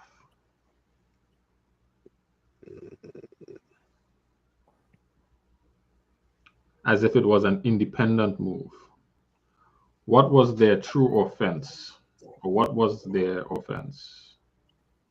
Does this fall into this falls into kind of where we landed with Pharaoh, right? Maybe. Tell me more. Well, it's allowing them. It's almost like when you're watching American football. Okay. Since we have some trainees on. So when you're watching American football and you see your offensive lineman, you see the defensive lineman rush, right? And you see an offensive lineman almost use their momentum to get them out of the play. All right. It's kind of where I see he's allowing these guys to be who they are, right? And he's just kind of allowing them, as opposed to putting up a defense or whatnot. He's allowing them just to be who they are. You're a rusher. I'm just going to rush. I'm going to push you this way, right? Allow you to just continue going this way. I'm going to guide you where you're going, right? It's you going that way. Does that make sense? And so when I see this, that's kind of how I look at it. Yeah, but then what's their offense? So Oh, this may be, again, this is a lot of opinion, right? There is something I will share about this particular text in the after party, but for now, in context, um, I did try to discuss this not just with Dad, but like Pastor Hunt and Harold and a couple of them, right? Where it kept saying, things like, God hardened Pharaoh's heart. So it almost made it seem like, to your point, God is either setting somebody up or he is controlling the outcome and then penalizing them for having control the outcome. And I can't remember which one of them shared with me that in the original context, the word there for hardened doesn't mean that God is acting on you. It's that he's allowing you to be triggered. Kind of like if you go by the doctor and they hit your knee with a patella thing and you just reflex action, right? And the example with Pharaoh was, as far as Egyptian mythology goes, Pharaoh was the god king of everything living and dead. So if you come to Pharaoh and say, this God that I am says to let his people go, you're about to trigger the man because, well, you're about to trigger him because he thinks, A, he's a god, he owns everything living or dead, and you're challenging that. So he's about to crash out. He will allow you to trigger him, he'll allow him to crash out, knowing that his crashing out will cause or lead to X or Y. So it's not that he's controlling it or instigating it, he's allowing it to happen. Now, in allowing it to happen, he knows you're going to do things which are unlawful or unethical or whatever. So, natural law of sowing and reaping, if you do certain types of things, you have to reap the consequences for it. But it's not that he's put you up to it. I don't know if that makes sense. It did to me. No, that makes sense. I agree. It kind of ties into what we was just talking about, the creator Lord thing. I like how you said that God King idea. Wasn't there somewhere, I know some episodes back, there was somewhere we were talking about something similar. And it's like, what? God knew if Peter was triggered, he would cut off. Well, Peter wasn't even aiming for the guy's ear. I'm pretty sure Peter was trying to behead the dude, right?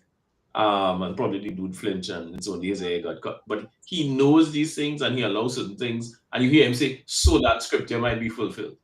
But it's not that he's, forcing anyone's will or instigating it. At least that was the explanation I got. That kind of satiated my questioning. So the reason I was wrestling with this, Jerry, even though I agree that with all that you said, it's almost like they went too far, is how God seems to be describing it. But if they are a club in my hand, they're only an instrument how I use them. Right? So how they actually going too far if that's the imagery that you use. Like, what's the offense? Yep. So I even brought it up with when there was a thing where God said was it Nebuchadnezzar? Xerxes, some of them he also referred to as his servant. And I was comparing and contrasting that to, you remember there was one of the Hebrew kings. He just had like I don't know what you want to call it, some feast days or something, right? High day in Zion, whole 9 yards. An Egyptian king goes to attack another kingdom. This Hebrew king decides, "No, I can't let you do that." And he I guess he goes to square up with the Egyptian king, and the Egyptian king says, "Hold on, your God told me to do what I'm about to do. Correct. Don't get involved." But my guy figures, "Nah, I just had prayer and fast, everything. I'm gonna get involved. I'm gonna do this," and he gets killed. Yes. Now, again, to my mind, it's like God has ways of guiding, instructing, influencing, or letting people get triggered to serve his greater purpose. Because free will is free will, right? And I think what tends to happen is when someone else's free will has an outcome that we don't want, that's where we want God to intervene. And God is like, no, free will is free will. Even if this guy across here is going to do something super crazy, enter Hitler, enter whoever, right? But in the long run, I will work all of that out for good. Yeah. I like both of y'all said, man, you Kenrick and my man Rome, because it's like It seems like God is just saying, okay, I'm going to this hammer, right? It's like, all right, God is going to use this instrument before he breaks it. It's like, He's gonna use the instrument before he breaks it. yeah, he himself going to break it. Like he's using it, then he's going to break it. Like, Yeah, like break it for what? If you because use it, why are you breaking it? that's why I like what Kenrick said. Yeah, Because it's like, all right, this I could use this to put judgment on my people, you know, in a sense. And then it's like, all right, I think if I don't know. I mean, I can only speculate, but you know, what if Israel was doing what it was supposed to do? They probably could have been spared, like period. Like it wouldn't even have to have gone that. But since they weren't, it's like, all right, so I'll. This is. because they're doing this to the whole area. I'm not assuming. saying They're God. consuming Was everything. that? They're consuming everything in the world. They're like the world power, so they're consuming everything. I'm sure that God could have covered his people so that they could have touched everything else but them. No, they have to pass in the rush. So he It's kind of bipolarish.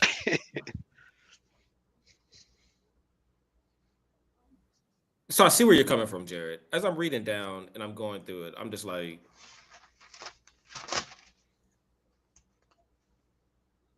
it's a little much. yeah, which is why I struggled with it. I don't know. So the take I have on a lot of these things is the fact that he is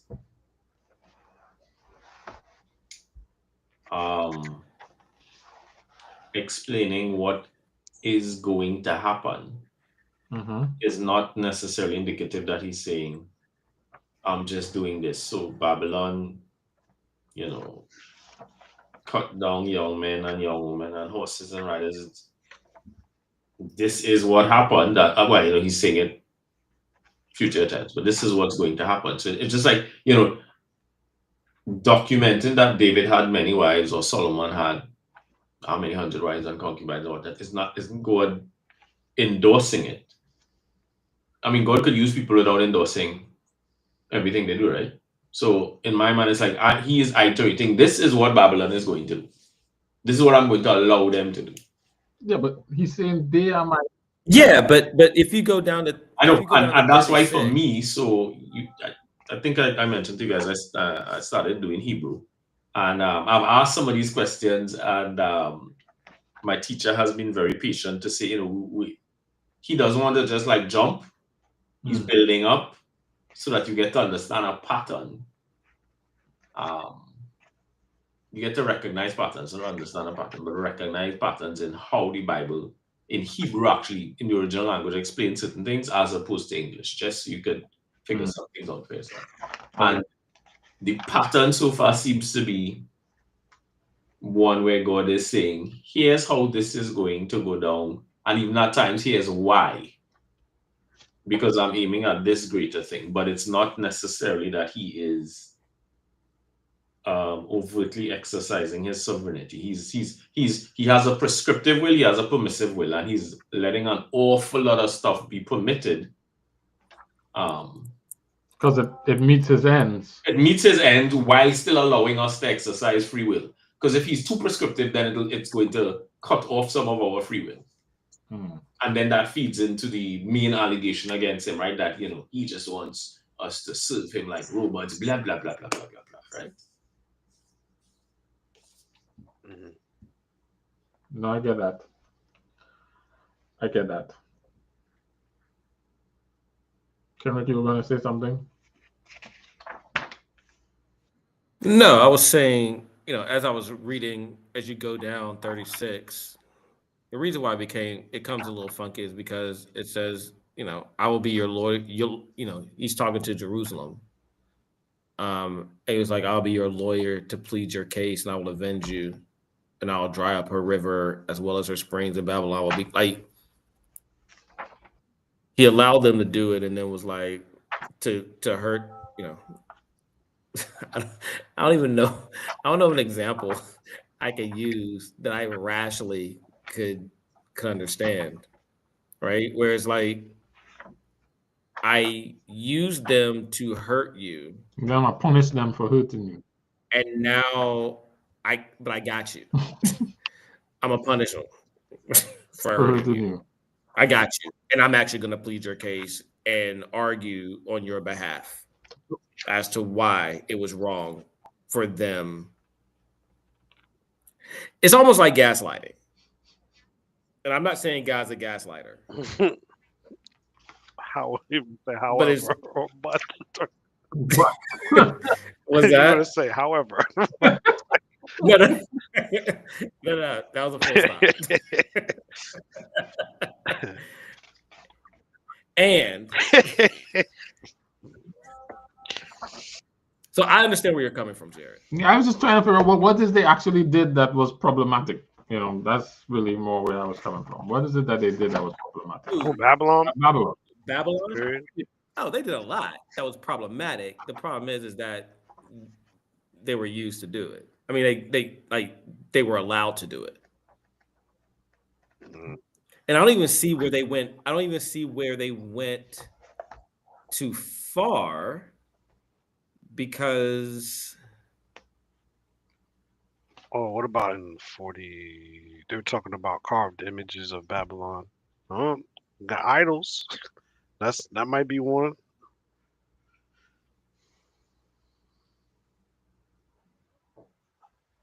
Mind you, we've seen instances where didn't God like in the past then talk about how he basically let Pharaoh do some of the things he did to teach them. And Pharaoh lost everything, right? Including his firstborn. So I'm allowing you to spaz out, but understand that your spazzing out has consequences because sowing and reaping is a natural law. So once you do certain things, even if it's something I let you do, here's the outcome of it. And I mean, in fairness, he let Solomon spaz out, he let David spaz out, but they still, bore the consequences of it, right? Yes. I like that. That's starting to help me a little bit there, Jerry. Yes, they still bore the consequences of their spazzing out, even though they were his representative at the time. Yeah. Moses is a good example of that. I was unpacking this thing with Frederick the other night, when we got to talking about David, and we realized David had some serious daddy issues, right? There's a text where he says something about being conceived in sin, and according to some rabbinical, Dr. Jason O'Rourke, right? Okay, so he went into one of Frederick's buddies. He's on the Breaking Orbit thing with us. He went into some rabbinical writings where it suggests that David's father wasn't sure David was actually his, which is why he looked a little different from the others. He's kind of like a runt compared to the others, right? Good looking, but kind of runty. And that's why you see, the father almost having to be reminded, oh yeah, I do have this other son out in the field that might be. And he was so accustomed to being treated a particular way by his father that it was no surprise to him that, So Saul is trying to impale him with a javelin and he's still going back to work with and serve Saul. I'm like, dude, it's like, you're in an abusive relationship. You get punched in the face, you're like, well, maybe if I walked a little, more daintily, then you also saw so you had these daddy issues, and then I think those daddy issues are even reflected with his relationship with God, where he asked God to build the temple, and God says, "No, your hands too bloody." No, he had his sense of identity was hooked up in him being a man of war. Saul said his thousands, David his 10,000. He always figured that he was the man of war. Mm-hmm. So when you now deny him doing the greatest thing he wants to do for God, and thinking that he's been fighting for God all these years, I think the way it says it is he basically was staying at home from going to war and sulking. And it's in his sulking he sees Bathsheba, right? The other thing we uncovered is that he had developed a pattern of taking other men's wife from Micah come down. That wasn't the first time he took somebody else. What was the other lady where her husband was dumb? Abigail. Abigail. Abigail. There was a pattern of at least 3 or 4 women who he took as wives from other men. So it's like mommy issue and daddy issue. Well, daddy issue and womanizing clashing. And again, you're falling into a pattern. So it's almost like I already have this issue, I'm sulking, and I'm going to do this thing that I'm accustomed to do. Almost like I'm spiting God. And God allows all of that. And when he says, you know what, okay, I'm wrong, take whatever you want from me, just don't take your spirit. God says, all right, you're perfect and upright after my own heart. But I still let you get some licks for. No, I get it. That helps. David was his chosen thing, but not everything that David did as his chosen thing was sanctioned. That makes more sense, and that helps me with Babylon, because the imagery of the club suggests that I am in control of this club. I'm going ape, and I'm just no. The club is attached to me. Yeah. So whatever the club doing is at my behest. Not just by my heart, my control. I have direct control over it. Yeah.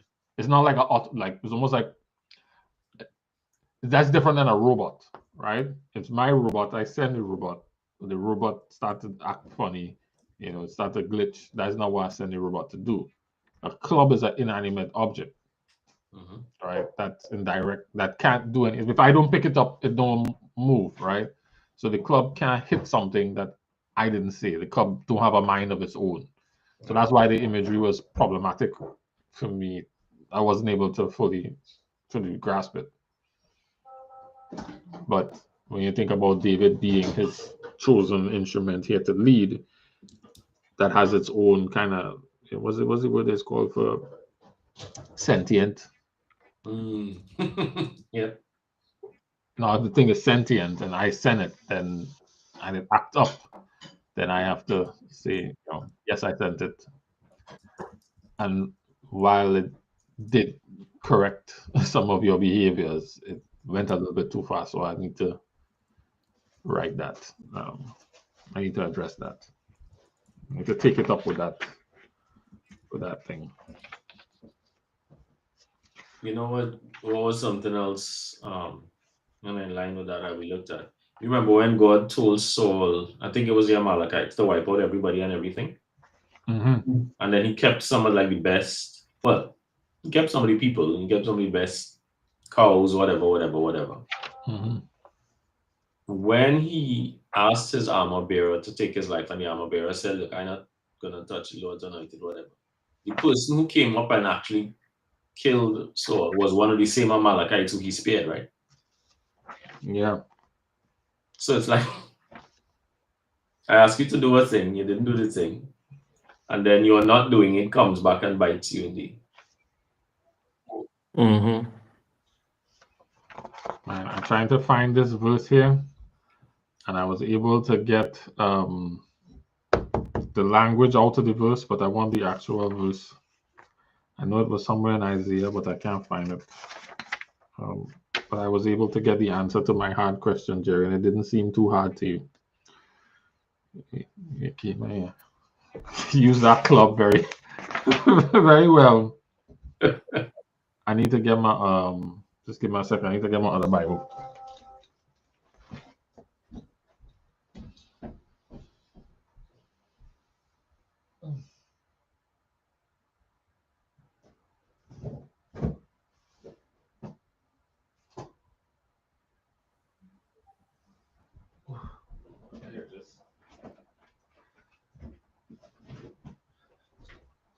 I could see it on the page. I could see the highlighted area. I just my memory little foggy these days. Isaiah. Getting old, dog. Hmm? Getting old. Don't tell nobody.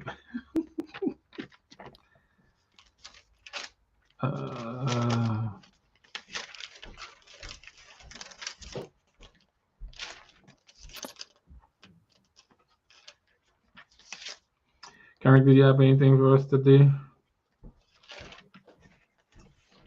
I don't. How about you, Courtney?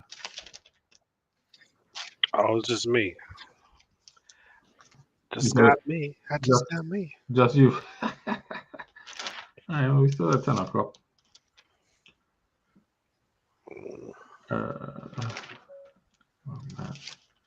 I'm going to make sure I never forget this chapter again.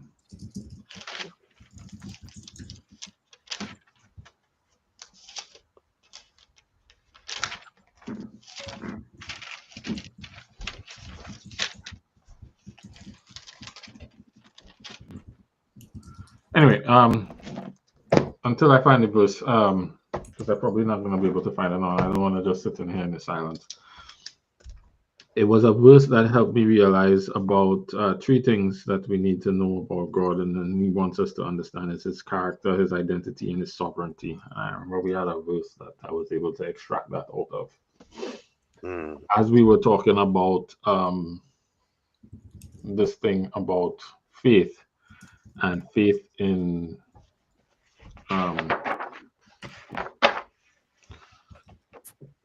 believe that trust and trust that acts in who He is as a creator. Trust is not blind. Trust actually is in these three things: Him, His character, which you get through relationship either with Him or with others; His identity, which is what the disciples struggle with; and then His sovereignty, which is directly related to His character. I mean, His identity. So it was like if I know He's a creator, He has sovereignty, so I trust in His sovereignty. I trust in His identity, creator. I trust in the sovereignty of that position, but I also trust in character that I either know from others or from myself. So it's almost like three things that I am having faith in: His character, His identity, and His sovereignty. Or I have faith in His identity, and that then branches into sovereignty and character. Yeah. And that was all in one verse? No. Oh. This is now a tie into this other verse. Okay. I just no, it wasn't all in that one verse. I mean, it might be. Okay, that's what I was like. I was trying to let me just try to look that up. So no, it wasn't in it. These are things that were extracted out of the verse. So that it was something more like so that they will know that I am Him. I do this and I have that, and those things when you extract them was I am God identity. I am like this character, and I have this sovereignty. So it was a verse like that was in Isaiah, but it didn't have those words in it. I'm gonna find it.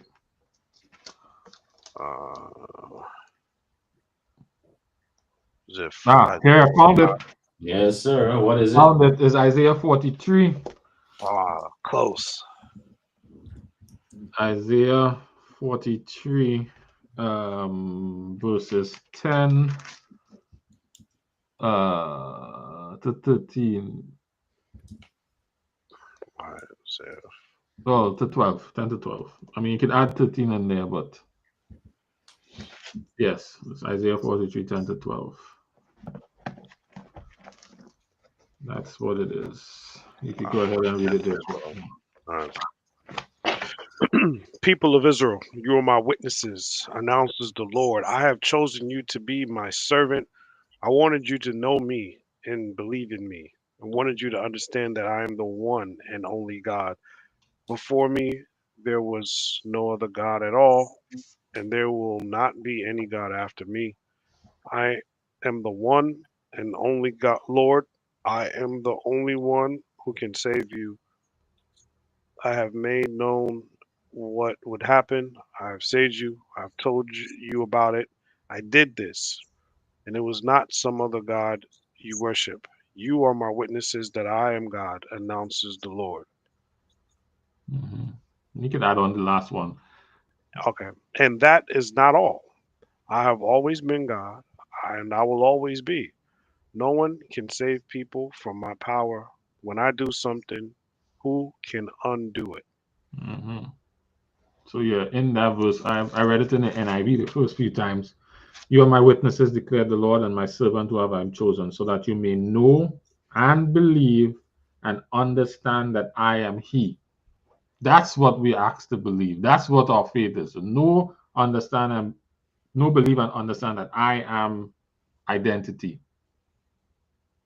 Right? Before me, no God was formed, nor be one after me. Identity. Apart from me, um, I am even the Lord. I'm sorry, I am the Lord, Yahweh. So that's identity. Sorry. Apart from me, there is no Savior. Um, I have revealed, saved, and proclaimed. I am not some foreign God among you. You are my witnesses, declare the Lord, that I am God. From ancient of days, I am He. His character is He reveals Himself, saves, proclaims, and sovereignty. Nobody could take out of my hand. I am in charge of everything. So we are witnesses of those things. We have to have faith in those things. And that's what he's asking us to believe. I'm going to even underline that expert so that you may know and believe and understand in my identity, my character, and my sovereignty. And that's where faith is rooted, in that. I see something in the chat there. Oh, sorry, we missed this earlier. Actions always have consequences. That was from an earlier part of our conversation. Sorry, I missed that. I didn't see it coming. But yeah, that was where I realized that those are the two things that he is trying to get us to understand about him. He's revealing about himself. He's revealing his character, his identity, and his sovereignty. And he's revealing it so that we can have trust in those things. You know, his experience with other people is to help us understand his character. And then we can trust his character, which is what you said to the three Hebrew boys. They trusted his character, and they also trusted his sovereignty, right? He could do it. But if he doesn't, you know, though he slay me, yet will I trust him. You know, all those kinds of ideas. Character, though, deepens with character is the one that deepens with relationship. Identity and sovereignty can be trusted in without relationship. Character can also be distant, but faith grows in the depth of being in relationship and understanding his character, trusting his character. Because I can trust someone's sovereignty, but not really trust that they have my best interest at heart. You know, yes, you're basic, but you could be a vicious, nasty person. And so I may not trust that. And so I might fear you, right, because of your sovereignty, Jezebel, right? And your identity. You are. I know Jezebel is, is about that life. Yeah, that makes sense. Yeah. So I want you to know I'm provide. Wanna personally, I want to be intimately involved with you. I care for you. I'm working for you. Yeah.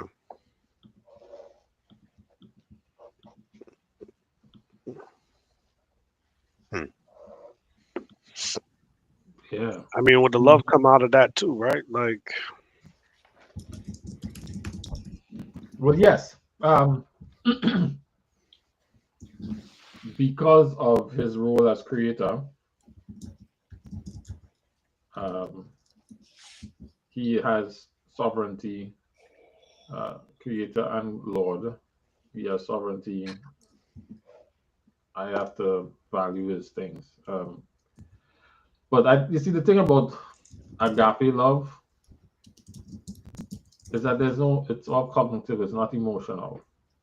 Mm-hmm. It does not requisite emotion. And so it doesn't necessarily requisite intimacy. Mm-hmm. You know. So when we say love the Lord thy God with all thy heart, it's not really an emotive thing. When it says love your neighbor as yourself, it's not really an emotional thing. That's all cognitive, action-based, thing. That's not to say that there isn't a place for emotion and that the emotion is not partnering, but it doesn't require us to be, intimate. Or even have affection. That's the word I'm looking for. It doesn't require affection. Okay. Doesn't requisite affection. Which is why I can agape my enemy. Because the requirement is not for you to have affection for your enemy. It's just to continue to demonstrate active concern. Because your enemy is made in the image of God. Regard and active concern for that person. The same kind of active concern you have for yourself. Mm-hmm.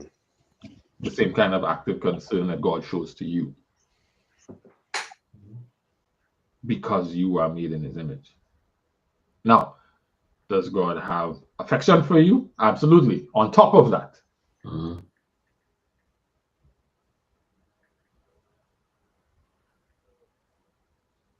But the active concern is not driven by the emotive part, because when my affection wanes, so will my concern. Mm-hmm. Which is why it can't depend on my affection. It can't be rooted in affection. Mm-mm. Yeah. Which is so contrary to everything that we are taught, right, or socialized to believe. That it's all about the feeling and once. Yeah. And this is not to put feelings to the side. It's not either or. Mm-hmm. But there's agape, and then all the other emotive stuff, the erotic stuff, the affection stuff, and they're both important. But our one word forces us to take all of it and drop it in spaces that don't really need us to be. But I think my agape is one thing. I am now, and I'm going to, I guess, go into my takeaway because this is profound to me. Mm. I've been, wrestling that whole faith thing because faith is such an abstract. Well, it has been to me, because I don't know that it is. I don't want to say that it is because it probably isn't. But it has been to me such an abstract thing that I've not been able to put my finger on, which is why I wrestled with what did he expect of the disciples when what would faith look like when we sink in in a storm? What would faith look like? Mm-hmm. What would be the indicator that I had faith? Because I even asked the question, well, they came to him when they were in trouble. So it's not just the coming to me when I have in trouble. It's how I come and what I say. It's yeah. A son will be born to your wife in her old age. Oh yeah? How can I be sure that's going to happen? It's very different from you shall bring forth a child while you are a virgin. Oh yeah? How does that work? Mm-hmm. Right? Those two responses demonstrate this belief that trust that acts. I just want to know how it works. I believe what you said is going to happen. The other person said that give me a reassurance that what you said is true. Mm. which does not act with confidence or trust in his character, that he's telling you that he's a man of his word, that he is the creator who is able to do these things, and he has sovereignty over it. So if I believe those things, does my response, does my action demonstrate that? And that is faith.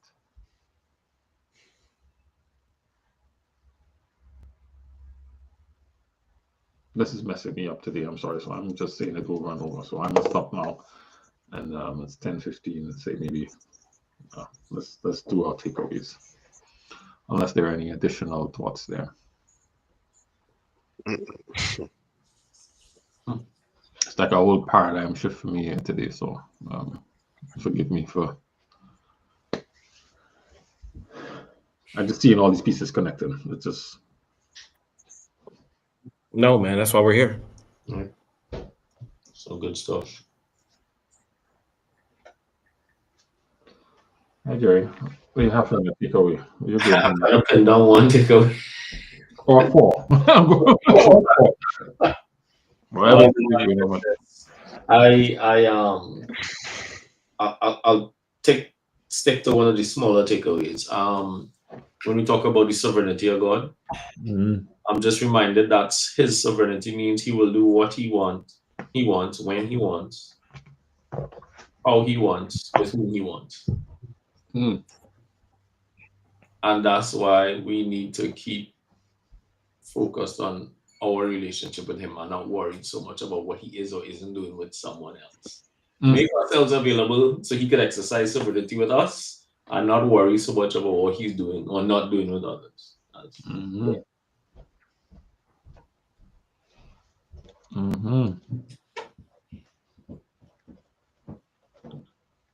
How about you, Courtney? Oh man, there are definitely a lot of things that I could pull from. I think for me, really thinking about in Matthew when we talk about when Jesus tells his disciples that with men this is impossible, with God all things are possible. I think that lending that to what we just broke down really gives me a lot more like that's just more realization. Like, God has put all this together.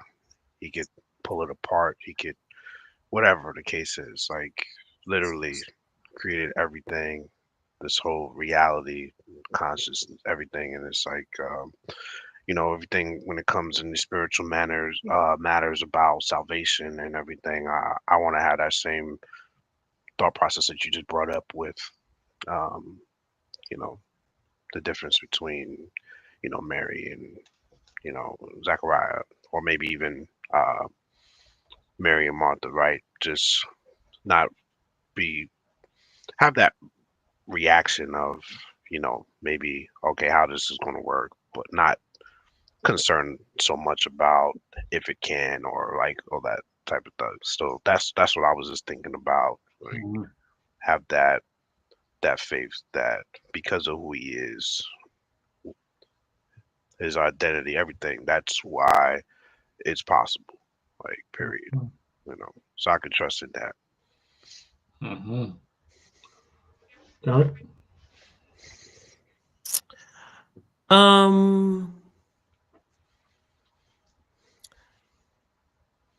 When you think you have a understanding or begin to understand who God is,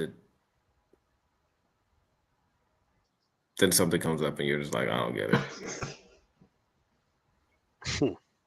So when we're reading the verse, which one, the Isaiah one? Yeah.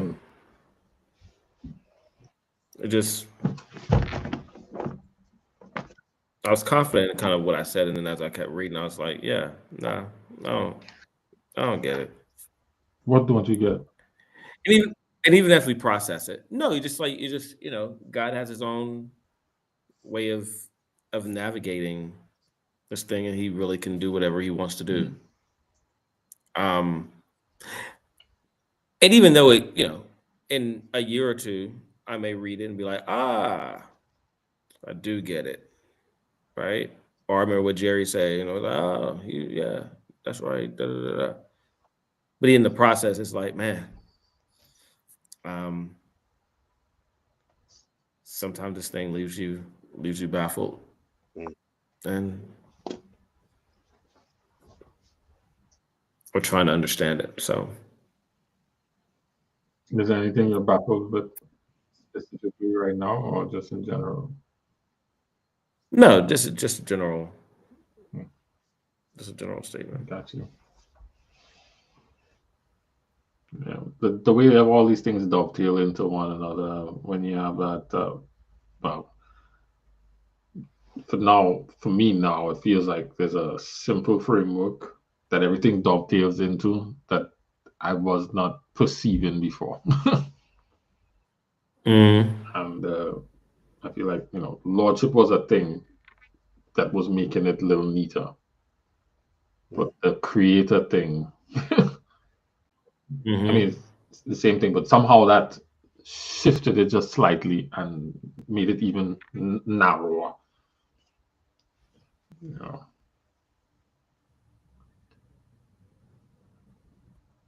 Just because I'm a creator, I am entitled to all of these things. But I also want you to know my character and trust my sovereignty. And so I'm inviting you into relationship with me. I'm making myself available and demonstrating who I am so that you can know and be witnesses of that. So you could know me and be witnesses of it. Invite other people to know me like that.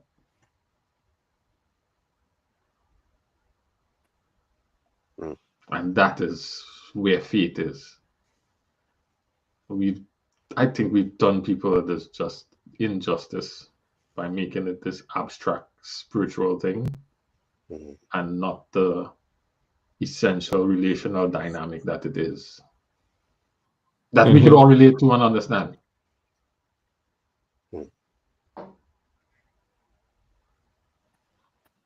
No, we encounter it every day.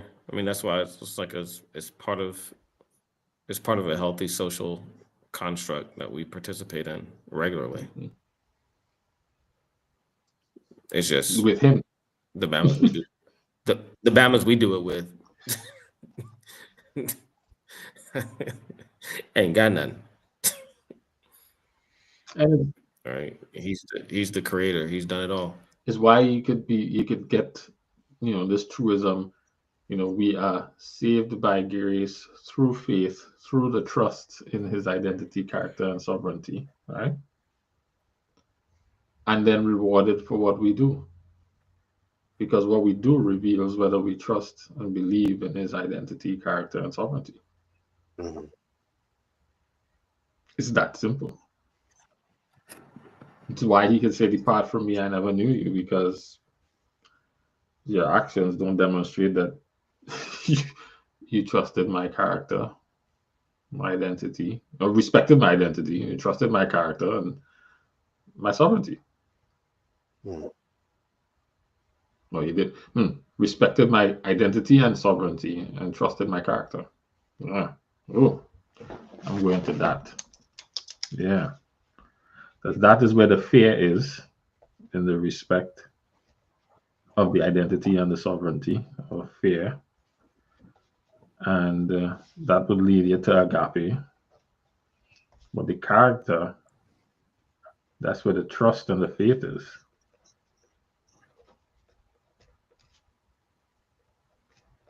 That's the relational part. Daddy says his identity and sovereignty. Your daddy is Kenrick. You know Kenrick?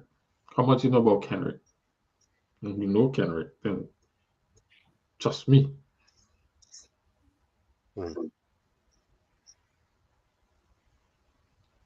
I am your daddy and the one in charge of the house, but I'm also Kenrick.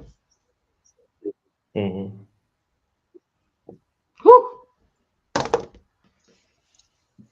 Fire, man, fire. All right. Facts. All right.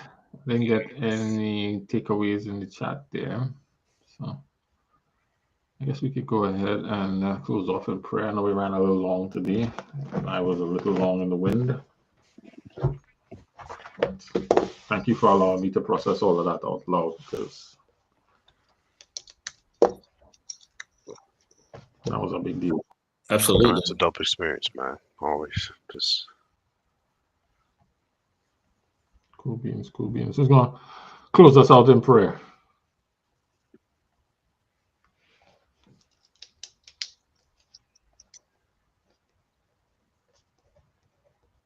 I'll pray. Mm-hmm. Let's bow our heads. Dear Heavenly Father, thank you for the opportunity to come before you. Thank you for each of these gentlemen. Thank you for the opportunity to process and work things out as we continue to grow and you understand who you are, your character, and your expectations of us. Bless all those that are with us tonight online and those who will view this later. We ask you to please be with all of our families. And when you come back, please take us to heaven and be with you. We ask all these things in Jesus' name, amen. Amen. Amen. All right. We one more before the year close out, right? Wow, that's crazy. We just started January this year, and now we on the 19th will be our last episode for 2025, and then we start over again reading the Bible from Genesis through to Revelation one more time. So looking forward to doing that. I appreciate you guys for journeying with us all this time. I appreciate you guys on here, Jerry, Courtney, and Kenrick, for journeying together with this thing, and the way we've been able to learn about ourselves, learn about God, see the delta, and try to move and close the gap, a little bit at a time. So for sure. So yeah,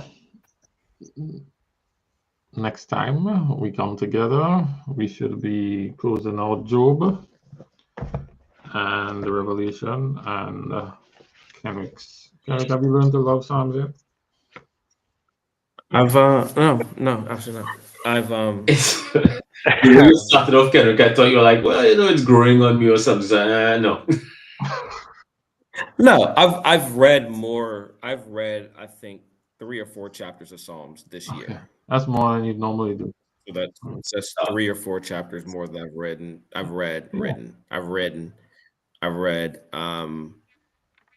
the past 4 or 5 years combined. Mm-hmm. That's bad. That's not too bad. It's growth. It is 100%. I got 147 more. Yeah. All right. Well, let's see how it goes in the new year. So we have a copy of our reading plan on the website, waterforthethirsty.com. You can download the PDF. It's also in the App Store. There's an app for it in the Apple App Store, but somehow it's no longer on the Android, and we're still looking to get that replaced. But at least for right now, you can get a PDF. You can read along with us and join our conversations. If you'd like to come online from the comfort of your wherever you are, we could send you the link and you can join our conversations. I don't normally do this, but because we now in that space 12 years later, I guess because there wasn't that space like this before, right? But now everybody's there. So you can like and subscribe on YouTube if you're over there. Sometimes you gotta ask for people to do them thing they say. But that's not why we're here. No, we still do it nonetheless. You should definitely ask. So like and subscribe on YouTube so you can see when we're on the 19th, every first and third Friday, 8 p.m. All right, until the next time, drink up. Drink up.